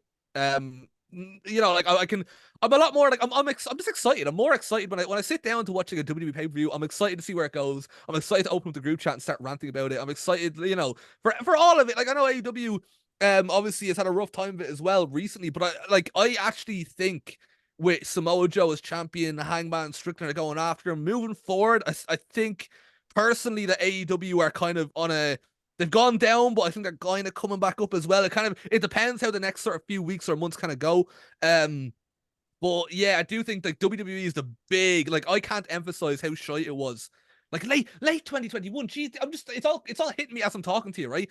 The 2022 Royal Rumble. That was the one where I like convinced a few Oh, friends to stay yeah. up and watch it, and it was the worst Royal Rumble Yeah, I remember ever. that. Mhm. It was Oh bad. my god! Like this is the one where like the only good thing about WWE in 2022 before like fucking Vince had to step down was Johnny Knoxville. Oh I yeah. hate like there was a lot, like there was so much shite. Yeah, no, we're in a much better spot now, and I'm feeling pretty happy, to be honest. Good stuff. How you feeling now, Katie, about wrestling as a whole? Like I feel like it's fun again. So like obviously as well with Betty, I don't get a chance to watch as much as I'd like, but I find myself, especially in the last like year, seeking out stuff to watch. You know, like before when we were doing the show, I would actually struggle to come up with like what was it, 5 things we came up with or 3 things or whatever. Like some weeks would be a slog. Yeah. And it would just be like, I actually can't find 5 things I'm excited about on wrestling this week. Mm. Whereas now it's like I like I can pick 5 things out of, one show. Yeah. It's fun again, and like yeah, people are getting into it's kind of like what we touched on in the last question, that it's fun to be a wrestling fan again. It's fun to introduce people, it's fun to get old fans back. I just feel like yeah, it's enjoyable. I'm watching it because I want to watch it, not because I feel obligated to keep up. Yeah, I totally agree. It's engaging as a fan. Like we're fans again. We want to watch to see what happens. We're bought into the storylines. It's fun to be around other fans. It's fun to be in group chats with it. We don't have to be like, oh, wrestling's shite, but I'm addicted to it. You know what I mean? It's like, it's actually like just enjoyable. The one thing that I miss, and again, if you were to ask me this forward looking like 2.5 years, which is kind of how I read this question a little bit, which I'm starting to feel was wrong. But if you were to forward look like 2.5 years from now, what I learned since then that I'd like to evolve onto kind of the next couple of years would be, since then, like wrestling has become much more worldly. Yes, because the big companies have such a monopoly, but like they also understand that there are big markets out there that they need to keep satisfied, and that's how we get the likes of All In selling at Wembley and so on and so forth. I loved every second of that, and what it reminded me of is how much fun I have with wrestling as a social thing as well. Like, you know what I mean? Because even with Low Blows, when I did the parties and so on, that became work eventually, you know what I mean? And part of that is because you're trying to promote a product that you don't necessarily fully believe in yourself, and be like, the Royal Rumble's going to be great. And then you're like, I don't know if it is. But like, being like just being out with mates, it took me back to like, it was All In was like an extreme version of when like we used to have the really hot stadium shows, like where we used to have like Walter against Devlin and stuff like that as well, and we have nights out around it, and it'd be like kind of something that's really a highlight of our social calendar. I want more of that. I would like in the next couple of years to kind of get back to even more local stuff. I want to see what's next on the indies. We kind of were speaking beforehand before the show about how the indies are kind of uninspiring right now. We use the term wrestling icks, which is a very good term. If you want to ask a question, get that in, because you're going to get a lot of good answers for that. But like the indies are kind of a bit uninspired right now because they feel a bit barren, because there has been that. But what needs to happen, and Katie, you've been around long enough, and Keen, you've seen it now a couple of cycles, and same with myself, is the big promotions get hot and the indies die, and then the big promotions kind of lull a bit and the indies pick up, and then the big promotions will start to then copy what the indies do, and that just is the way of the world. That's just how capitalism works. I want to see what is next, you know what I mean? Because again, there are a lot of things that the indies are just repeating what worked in the good old days, and they don't really work anymore because we've evolved as fans and our needs. We want to see something new, not we want to see what worked in 2017. So I want to see what's next. I'd love, again, we don't have to get into it, but I'm not an OTT person. I'm not going to be an OTT person. They're not going to get me back. They're the only real show in town doing like kind of big stadium shows. I want to see who's next. Katie, hint, hint. But like, I want to see who's next, and what they look like, and if we can like propel that up into something big and get that kind of social vibe back. So, what I'd love as well is like, I don't run parties anymore. And by the way, we're getting so many queries, especially when we started doing this countdown. I'm sorry, guys, if you thought the parties were coming back, but the parties aren't coming back, and that isn't something I do. I'd love if someone started doing the parties again, and I could go to that as a punter and kind of go out with my friends and just enjoy it and sit down and have a few points for wrestling again, because wrestling is cool. So I think there's a lot of gaps there. So yeah, exciting times, but I want to see it get more exciting and more involved, and that's what I'm looking forward to. But it's nice to be a wrestling fan again. It's nice to talk to Declan Byrne again, because he got in touch and said if any Irish celebrity was to enter the Royal Rumble match, who would be best in it? His pick would be James Lowe. No one would be able to eliminate him, and he would pick people up with ease to eliminate them. So Irish wrestling, Irish celebrities in the Royal Rumble. Katie, we'll start with yourself. Who's coming to mind for you? Brendan Gleeson, but as his character in the Banshee is a Inisherin. Specifically. Cutting off his own limbs, like. Yeah. He's like, trying to throw me over the top rope. I'll show you. I can't have 2 feet on the floor because I've chopped one of them off. Yes, I love it. Keane, what about yourself? I was trying to think of Irish celebrities, and I was thinking about, like football. I was like, oh, like I love Ogbene, like he's my favorite footballer in the world, but I don't know if that's really the answer. Shane Duffy was somebody I thought about because I'd love to see a Shane Duffy headbutt in a Royal Rumble. But then I was thinking, imagine the return of King Nidge from Love Hate in the middle of a Royal Rumble. And I don't believe, like, I'm not a big rewatcher of TV shows, but I actually, my intention now, after I've watched the current show that I'm on, I'm gonna go back and rewatch Love Hate start to finish. So I remember I was big into it when it came out. So and he's so charismatic as well. You know what I mean? It's such a strong character. I'd love to see that in a wrestling setting. I think it'd be really funny. Like, nice, love it. What I love about Royal Rumbles are the storylines that happen throughout the Rumble and how they build to certain things, like, and so on. Like tag team partners, will they turn on each other? Will they team up and stuff like that? And how that kind of progresses as it goes on. So for me, I'd love if the countdown went down. It went from 10 to 1. You heard the buzz, and then you heard, she's got lipstick on, da-da-dum. And then John runs down. And then, like, the next number, it's like a countdown again. And you hear the same team song. And then Edward runs down. And then they start cleaning house. They start getting rid of everyone. You're like, Jedward are teaming up. And then all of a sudden, the ring's clear. And they're both, like, back to back. And they're both like, yeah. And then they bump into each other. And they turn around. They're like, whoa. And everyone's like, whoa. Are they going to fight? Are they going to fight? And then you're like, holy shit, what the fuck's going to happen with John and Edward? Are they going to tear off? But fortunately, the countdown goes. And they go, right, we're cool, we'll go again. And then they continue to team up and go along until it's getting to the very deep in the process. And then out of nowhere, Edward is just like, he's like trying to eliminate the Big Show. I don't know why he tried to do that. And the Big Show doesn't wrestle for WWE anymore, but you know what I mean? He's trying to get him over the top rope. And then John just comes over and flips Edward over the top rope. And then they're like, oh no, what the hell just happened? Or you can flip that away. It could be Edward doing it, John, whichever way you like it. But then all of a sudden, then you turn around and everyone's like, you bastard. And John's like, no, I'm sorry. Look, it's every man for himself. And then they touch hands and they do a little fist bump of respect. So Jedward is my answer. And actually, I hate how this is never going to play out. Like, that is actually so, like, for anybody who's a wrestling fan and knows Jedward, that is a very, very, like, that's an insanely built-up story, John. Like, we'll never see it in WWE. It's gonna mean nothing. Like, last question. Adam, Clueless Nerd, got on and said, "Welcome back. Welcome back to you, Adam, and welcome back to everyone who's asked us questions.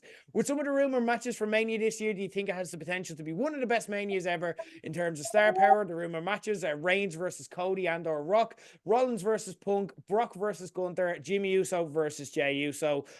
Again, you've got Logan Paul, who's he going to wrestle and so on. Jake Paul is putting his name in the hat to wrestle Logan Paul there. So yeah, no, like, I'm going to make this very simple. Yes, is the answer to your question. It's a good question. You just hit the nail on the head there. Any thoughts on Star-Studded WrestleMania? Has there been one more Star-Studded, I guess? I mean, it's kind of hard to compare star power, you know what I mean? Because it's kind of like, it's difficult to kind of compare different eras. You know, like when I think of star power, I think of like The Rock versus Hogan. And I don't know off the top of my head who else is on that WrestleMania, but I'd imagine if you look back at it now, it'll be, you know, stacked with star power. But I don't really care about star power. I care more about like whether or not it's a good show. And like, yeah, like just in terms of will this be one of the best manias ever, possibly. Looking at like the matches you've mentioned. Wait, who did he mention for Gunther? Did he mention Brock. the well, Brock Gunther, fucking hell. Yeah. Yeah, and then Uso versus Uso. That's an interesting. Oh my god. See, somebody suggested something like those are even better suggestions than what I heard. I heard like Jey Uso versus Gunther is probably going to be where they go with it. But imagine Gunther Brock. Imagine Gunther Brock. Imagine Uso versus Uso, and then yeah, like the Rock. Oh, have we not? Oh no, I was gonna say it wouldn't really be moment of the year because it was only it was in January. It was But yeah, January, but yeah. when the Rock came back and did the whole where does the Rock like to eat? Will I, will the Rock eat here? Will the Rock eat here? Or will the Rock eat at the head of the table? I was like, yeah, amazing.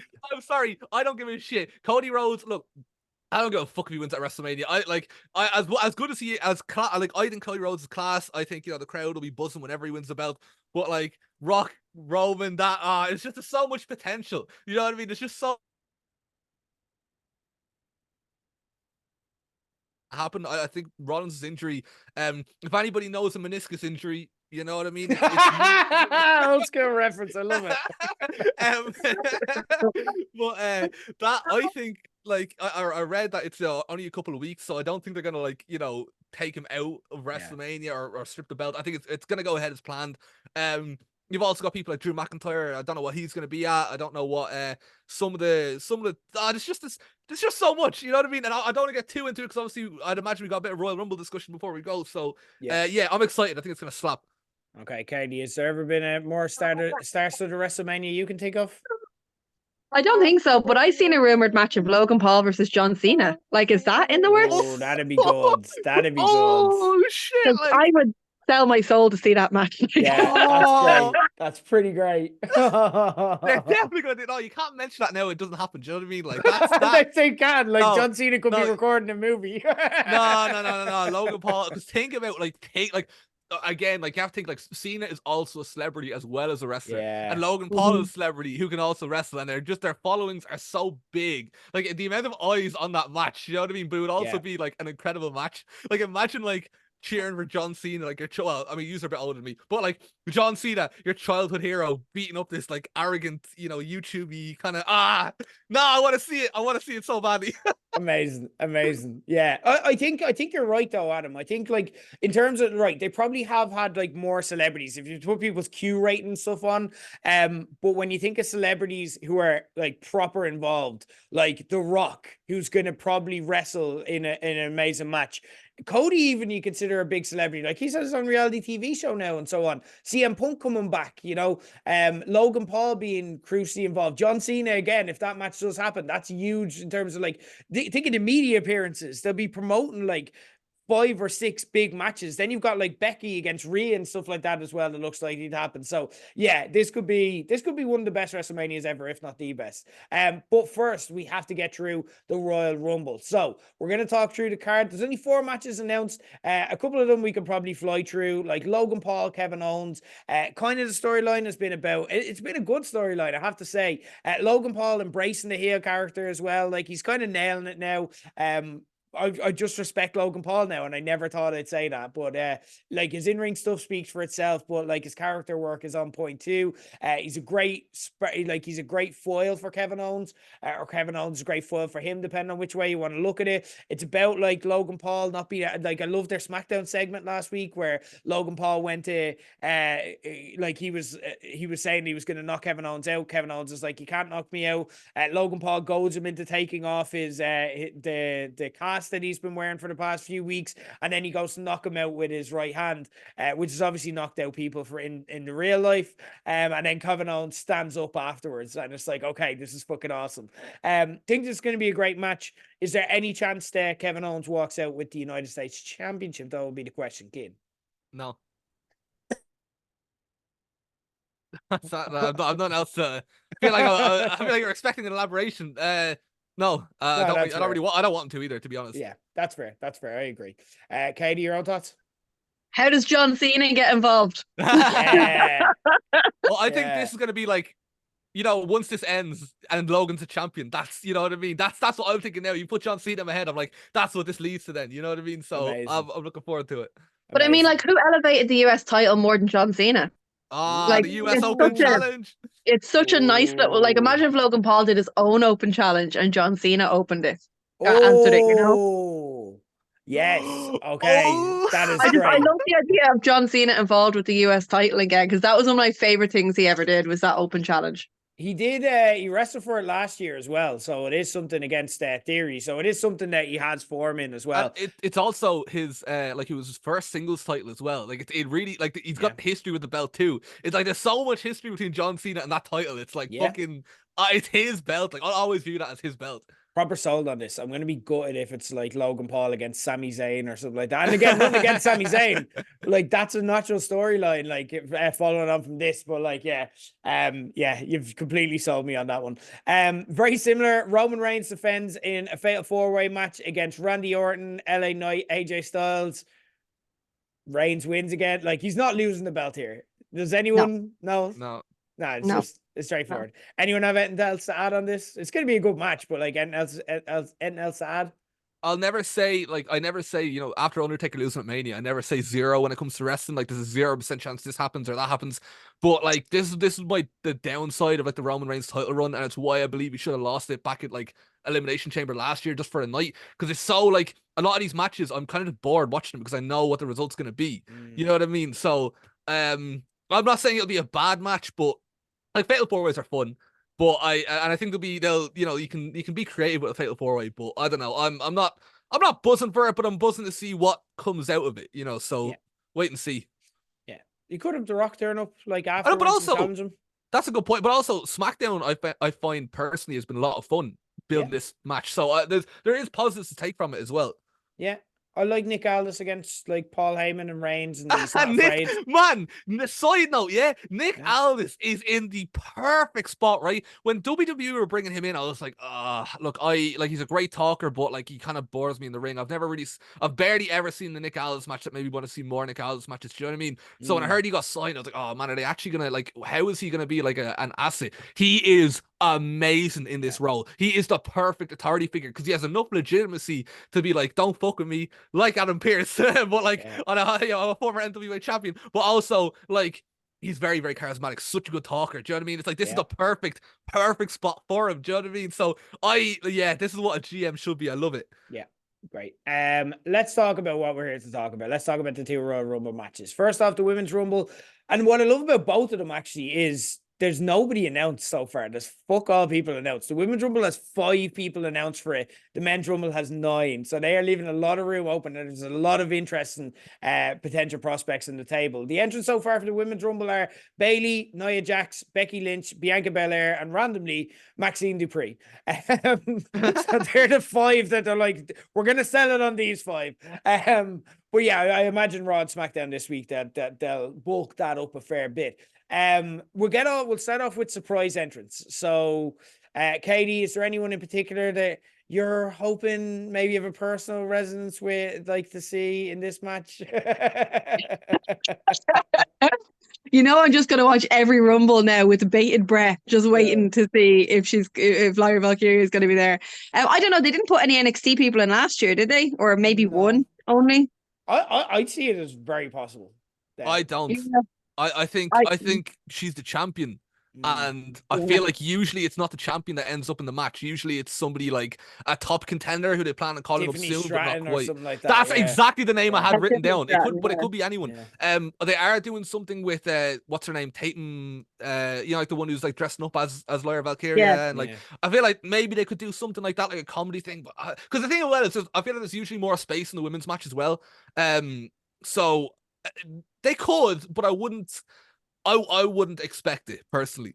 Yeah, I don't know. The fact that you say something hasn't been done with a Royal Rumble generally means it's going to be done one day. So I don't see it as like, I'd probably lean towards maybe not, but it's a showcase as well. The Royal Rumble for NXT people is they're not going to refer to anything that happened in storylines, like unless it involves like someone in WWE and they're confronting them or something like that. they're gonna just be like, here's a showcase for someone you want to watch on NXT. And for me, Tiffany Stratton seems like someone they definitely like to introduce in this. But Lyra is someone who like she is a very good showcase for the division. I think she could really use it. It would boost her too. Do you know what I mean? And it would boost her profile. So I think it's there's a lot to like about it. I don't think it's definitely not happening anyway. But Katie, what are your own thoughts on other people you'd like to see? Is there anyone in mind that you're kind of looking for? I'd love Melina to get a proper Oh yeah. showing. I think we're going to get people like Alicia Fox. I don't think Ooh. she's done an appearance, has she? Because in fairness, they put so many surprises into Women's Rumble. I can't automatically think of people who haven't been Yeah. in it. You know, I can. it's who? Jade Cargill. Yeah, Oh, yeah. really good show. Yeah. I But think, if she's in it, does she not have to win it? Mm, Because I don't think she's no, winning. no, because you can have if you're Jade Cargill and you get eliminated, like thrown out of the ring. I mean, think about how many ways you can be eliminated from Rumble. Like, say she eliminates somebody, and then while her back is turned, Rhea Ripley, throws her out of the ring or something. I mean, like, I don't think she needs to win it.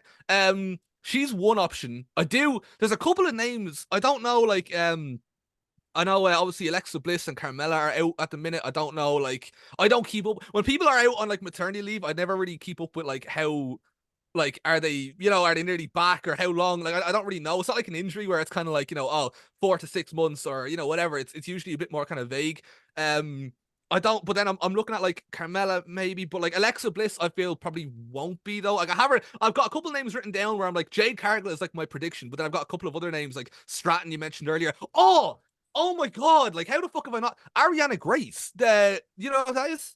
Santino Morella's daughter, the one who's been doing she's really, really funny. She's probably the funniest wrestler in WWE right now. She Right. could easily be another Billie Kay type of character. If you're talking about showcase for NXT, I'm writing that one down. Ariana Grace 100%. I feel like Alexa Bliss, when she comes back, is probably gonna do something that what's the word? Kind of continues the legacy of the Wyatt stuff a little bit. I can see her being I feel it being a bigger deal than something you could squeeze into a Royal Rumble, is basically what I'm saying. So I don't think Alexa Bliss is going to come back in this. I think, yeah, Cargill, Ariana Grace. I'm not, yeah. I don't know about, you see, haven't really kept up with NXT enough over the last few months to know where Tiffany Stratton's at or anyone like that. But someone like that, I think is going to be the surprises.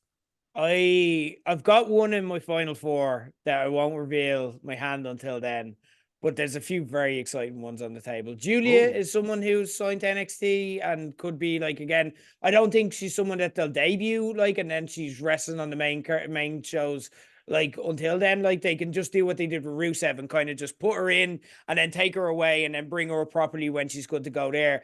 You have it's very interesting. You've got Sasha Banks is in a contract. All that. Yeah. She hasn't signed a contract anywhere. And I know they've given us a red herring where it's no, she's not. They didn't reach agreements, but WWE is under no obligation to tell the truth, especially not anymore. They're not a public company now. So they're under no obligation to tell the truth. They can absolutely leak that. Sasha Banks is very much in the mix. I don't think ultimately, but there's one name we haven't spoken about that has become possible over the last few months. And you're thinking the same thing I am. AJ fucking Lee. Oh shit. Yeah. Oh yeah. It's time. She was sharing training clips and everything. Yeah. It's time. Shit. It's happening. It's time. She's I going agree. back. It's happening. No, I'm fully with you on that 100%. Yeah. Amazing. Oh my god. Yeah. Exciting times. I cannot wait for it. Okay, so let's get their surprises we're talking about. Let's get into final four and predicted winner, and we can also go one more and we'll get there naturally. But what title match you think they're going to be in? What do you think they're setting up? Katie, we'll start with you. I don't think I've been paying enough attention recently to have a very valid opinion on this. I would like to see Bailey win the Rumble. Very possible. I just feel like she's really carried the last few years. I just feel like every time I have watched, she's been a highlight. Who is the title now at the moment on that show? Bailey's best friend, who she's had a lot of adventure with. I wasn't sure if she still had it. Like that. I like that as a match because if you go Rhea and Becky, that's a good match on the other side. Yep.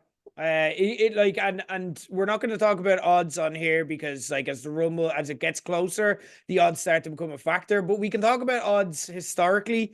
As of 2 weeks ago, which again meant nothing because things change all the time. But as of 2 weeks ago, Bailey was the bookie's favorite.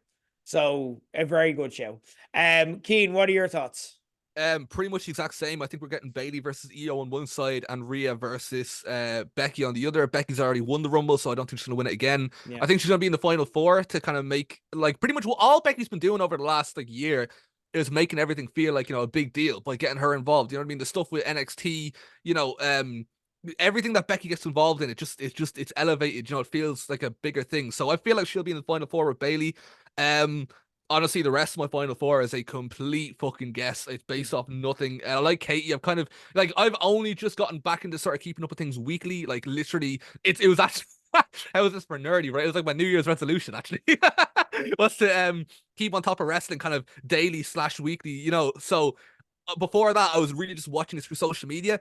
And whatever clips came up, and I didn't really see a huge amount about Io's reign, so I don't know much about what's going on. But yeah, I'd imagine Bailey. Like, has Bailey never won a Royal Rumble before? Don't think so. No, she hasn't. Then I'm gonna go with Bailey to win it. Yeah, I think would Nia Jax be in the final four? I don't know. I actually genuinely have no clue. What are your what are you thinking? Okay, I'm thinking the exact same as you guys.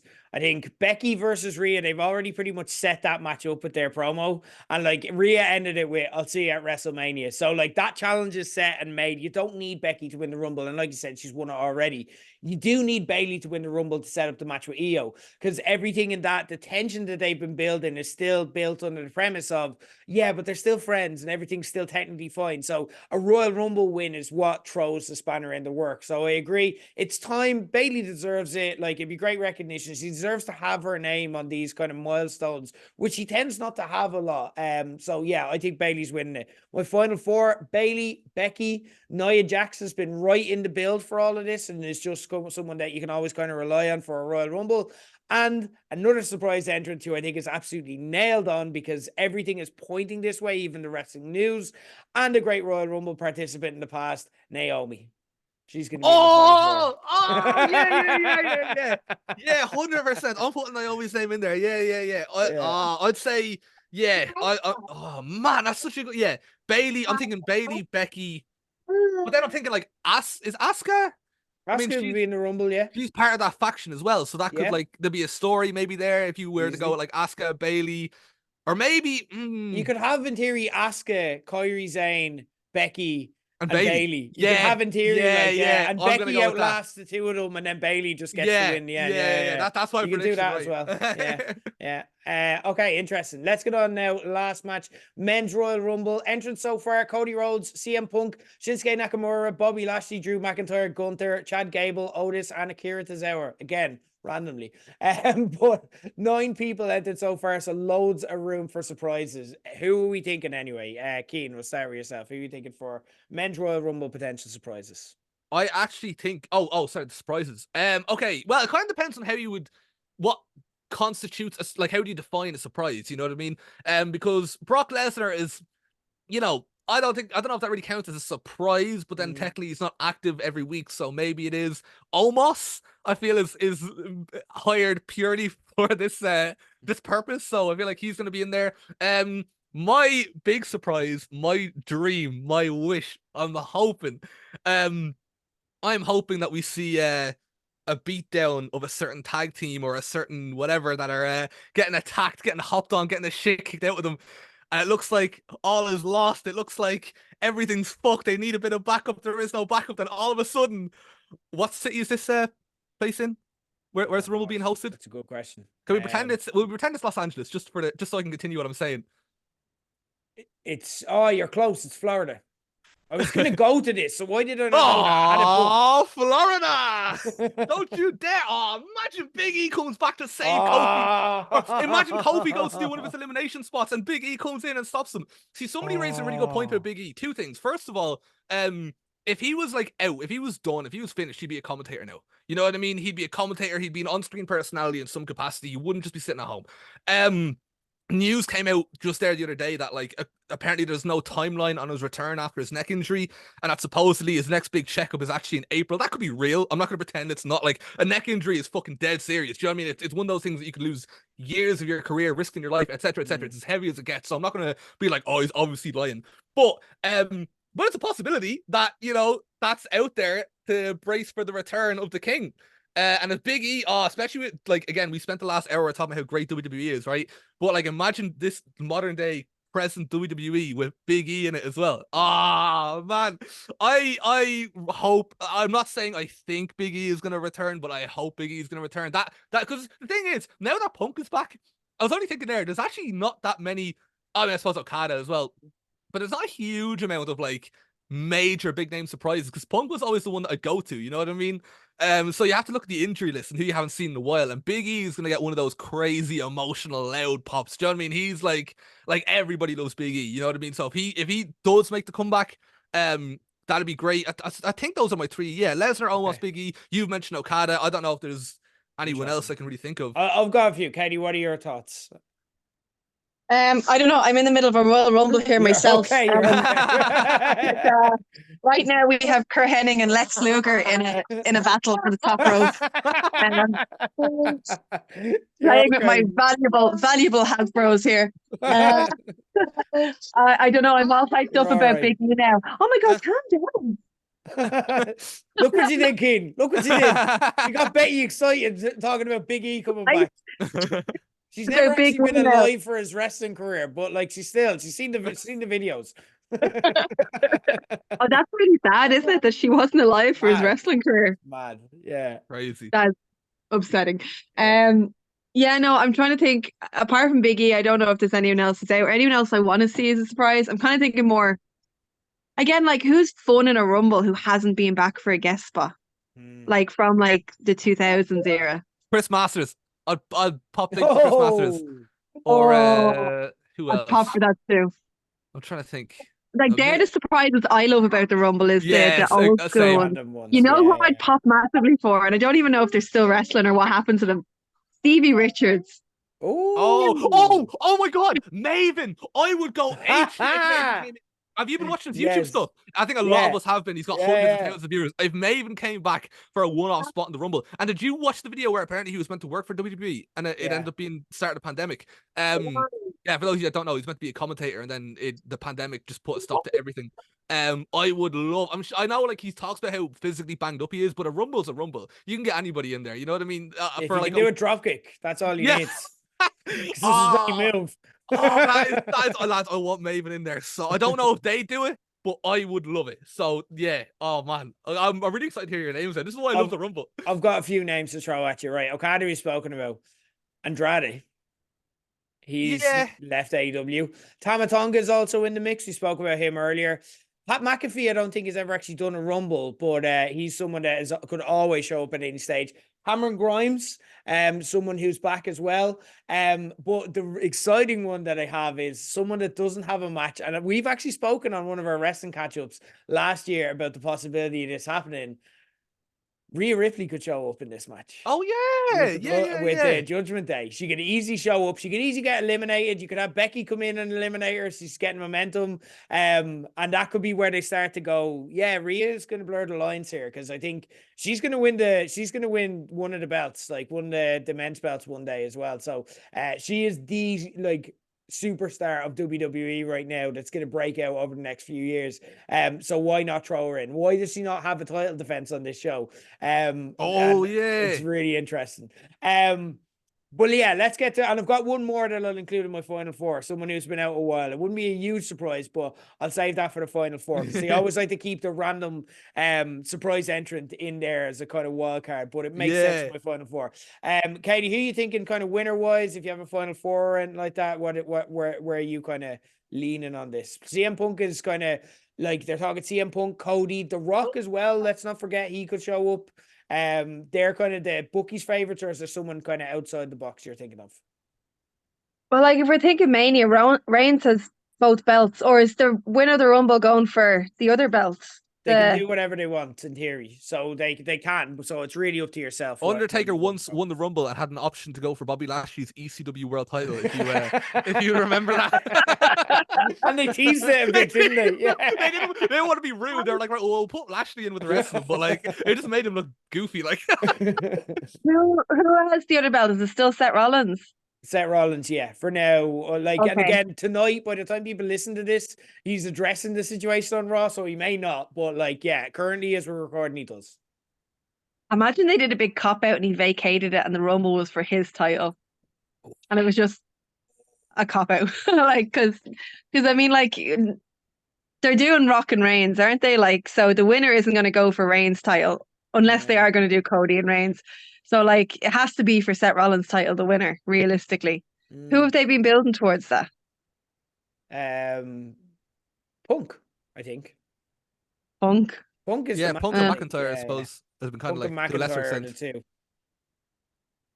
I know Try to get too excited there, Katie. I know you're buzzing to hear CM Punk in contention. No, I was just thinking. You know what? I was just thinking, like all of the like big contenders in my head have already won Rumbles. You know, like there's very few first time winners in the field, I think, apart from maybe, I don't know, who's never won a Rumble? Nakamura's won, McIntyre's won, The Rock has won, like Punk's never won.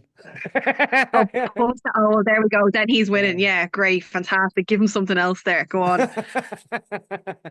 Yeah, I know. Keen, you're probably more excited about this. Oh, absolutely. Yeah. Punk's winning it, and I've got a final four. Go for it. Although, you see, there was something there that changed my mind. I forget what it was. Cody, Punk, Dominic, and Solo were the four names I had written down, but I don't know. Oh, The Rock. That's what had me kind of thinking. It maybe maybe it'll be something else, but I'm gonna stick with it. I feel like Punk and Cody are the obvious ones. Oh yeah, that's who's being built up. Oh no, sorry, Cody's. Oh yeah, different belt. But Cody, Punk, obviously they've made their intentions clear. Usually somebody whose storyline is built around the Royal Rumble usually does last until like near the end, usually. And I feel like they'll probably be the final two as well. That would be like my prediction there. Dominic, did he go on a good run last year, or am I thinking of someone else? I feel like that was Gunther. You always get them mixed up. Yeah, I think Dominic is gonna go on a serious run to kind of prove himself in the Rumble this time round, and then Solo. Do you think he'll be like the type of guy who, do you know the way someone will just hang onto the bottom rope or slip out of the ring? Yeah, exactly. He's not gonna be a monster, you know. Yeah. So Solo will get to the final four by being a monster and by showing there's actually a threat to Reigns here, you know what I mean? And Dominic will get to the final four by being a complete fucking weasel about it, and hiding and almost like falling upwards into the final four kind of thing. But he'll still be there, and he'll still have it as like kind of an accolade. And because you always have to think as well, like I always find it very funny when I think of like Steve Austin. The first big thing Steve Austin did before like winning that tournament or whatever else was he made it to the final four. The ringmaster either he made it to the final four or he was supposed to make it to the final four of Royal Rumble, and it was seen as kind of that's almost like the first. I mean, we've seen it with Gunther like last year. It's like that's usually the first. They kind of like to give somebody something moving forward that they usually haven't given that to. And I feel like Dominic and Solo are probably who they're looking at. But I'm curious to hear the rest of your final fours though. Okay, I'm gonna go. I think Cody, Punk, like last two, that's the best finish because you can make strong cases for either of them. The only way Cody can get into the Reigns match, which is what he wants, is if he wins the Rumble. That's literally the only way he has left because it's The Rock otherwise. But again, like I think they'll find a way. I don't know what they're going to do, but that's another discussion for another time. Punk, I think, is definitely winning it. I agree. I think they're going to give him the WrestleMania main event, this, that, the other. Ironically, he finally gets the WrestleMania event, and then it's The Rock against Roman Reigns. So like it's not their WrestleMania main event, but he'll get it. So he'll be able to tick that box. Drew is also very much in the mix of that storyline, and the person that I have in at number 4 in that final four is someone who's been gone for a while, but someone who has never encountered this new version of Drew McIntyre, but has been a presence throughout all of his career. Oh my God. Sheamus. Surprise entrance. Come on. I thought you were going to say Heath Slater. I thought you were going to say Jinder Mahal. I was thinking of Heath Slater. Yeah, I feel yeah. like I picked the best one of the three, if I'm being honest. Oh, yeah. But I just thought that Sheamus was still out, though. That was only my kind of thing. I don't know. I just know. Well, no, I think there's odds on him to win anyway. There's odds, not like heavy odds. He's not proper in the mix, but like yeah. There was just before I forget, I just thought about another option, which is The Rock enters the Rumble but gets eliminated by Solo or by the Bloodline. I don't know. It's just a thought. It's a possibility. Imagine you know what Cody eliminating The Rock. I mean? Oh, ooh. Well, then hang on a minute. Really throw things You're up, talking like. about how does Cody have a claim for the belt if he doesn't win the Rumble? What if he eliminates The Rock and The Rock goes for the belt and he's like, well, I fucking eliminated from the Rumble, so why the fuck are you going for the belt? Yeah. I don't know how. I have no idea how this is gonna work. Like, yeah, I am so excited. and what I love about it is when Rock nixed the idea last year, he said, well, I didn't want to do a match. I wanted to do something that's never been done before. So, and now we're like, I don't know how they're going to do this. So it's definitely not just going to be a generic three-way. If it is, that's really shit. Because we want like The Rock versus Reigns. That's immovable. We don't want The Rock versus Reigns and random other person. It has to be 1 versus 1.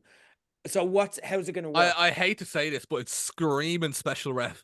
Like, it is absolutely fucking screaming special ref. Like, he's going to be the fucking, like, what was it? Mike Tyson when he fucking pinned, was it Steve Austin pinning Shawn Michaels? Have I got that? So it's like, he's the one who counts the pin for like Reigns losing to Cody or something like that. No. I think the match is happening. I think it's. You think it's Roman Rock? Yeah, I think it's Roman Rock. Like, you can't tease that and then not do it. And then like Drew Cody or something like that. Like maybe, or like, you know, you have like a WrestleMania 10 style tournament or something like that. You know what I mean? Now again, they're saying they're not going to do something that's been done before. So me bringing up WrestleMania 10. Well, like you have them both wrestle on night 1 and then night 2, the winner's face or something like that. Like, so yeah, I don't know. I'm interested. But yeah, look, another discussion for another time. Let's focus on the Royal Rumble for now. Guys, you know what? It's good to be back. And it's good to be back talking to all the listeners again. In the meantime, guys, have you got anything to plug? If you don't, just plug a random thing that you enjoy or want to give more love to. Key and Katie, anything on your radars to plug or anything that you appreciate in life? You go first. I just said I still run a wrestling school. If anyone would like to learn how to wrestle. Oh yeah, that's true. Fight Factory Pro Wrestling as well. YouTube. Come over. Yeah, there you go. Fight Factory Pro Wrestling if you want to join, or follow them on YouTube if you want to check out the content while we're eagerly awaiting kind of next moves on that stage. I figured that, you know, we'll use this platform to give a shout out to the most viewed show on BBC at the moment. I'm currently watching The Traitors. I don't know if any of you have seen that. I'm very behind. No spoilers. I'm genuinely. So here's what do you want to know what I did? Yeah. Do you want to know what I did? You'll appreciate this, right? Go on. So I spent a full week, right, watching season 1 to catch up on this show, so that like I could talk about all my friends and that I'd be spoiler free because the second season is ending this week. So I was like, right, I'll be nice and on top of things, right? So I watched all the episodes. I was really passionate about it. It hooked me in. It was a great show. I was like, right, I'm looking forward to watching season 2, right? But before I went talk to my friends about it, I was like, right, but watch the finale. I was really happy. I'm gonna go on Wikipedia and just to basically recap season 1 and just remind myself of all the things that happened. So I had so many things to say. And I looked down, I was like, Aisha? I was like, oh, there's no Aisha on that show, was there? I was like, I went down, I was like, Tom? Who the fuck is Tom? And I was like, going through, I was like, the host, Claudia Winkleman. I'm like, there was a man hosting my show. What the hell? What the fuck is it? I watched the American version. I was fuming after a full season. I was watching the wrong show. I had to spend this week I had to go back and watch the proper one. So that's literally what I'm doing when this ends. I'm going off and I'm watching like episode 7 of season 1 or whatever.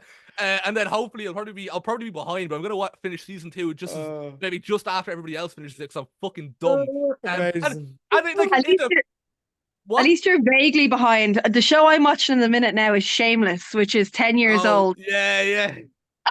But like at least you don't have that feeling of just pure stupidity. Like that show, the prize money was in dollars. All the contestants were American. I would open up the show and it would say NBC Peacock exclusive, and I never copped it. I just thought like, oh yeah, this is what they're watching on BBC as well. Never put 2 and 2 together. So Yeah, I'm currently gonna watch that, and hopefully, yeah, we'll see how it goes. Amazing. Enjoy it. Enjoy it. Guys, next week on Page 180, Tom Pott is going to be back as we discuss all the new movies we've seen in this month in the first episode of January at the Movies. We'll be back soon very with Slow Blow. So there's so much that we're putting off. We didn't even get a chance to discuss. And as always, get your questions in. Key and Katie, thank you so much for joining us. Great to be back, like we said. Thank you guys for sending your questions and listening. It's good to be back. And again, make the questions weirder. We just want to keep going and making it weird like we did beforehand. But we will be back very soon. Keep our eye on Low Blows, my own socials, or our socials, or the Page 180 socials as well for updates on that happens. But until then, this has been our Slow Blows. I've been Jared Leggett for Katie Harvey, Corporate Keen, and that's the bottom line, because Low Blow said so.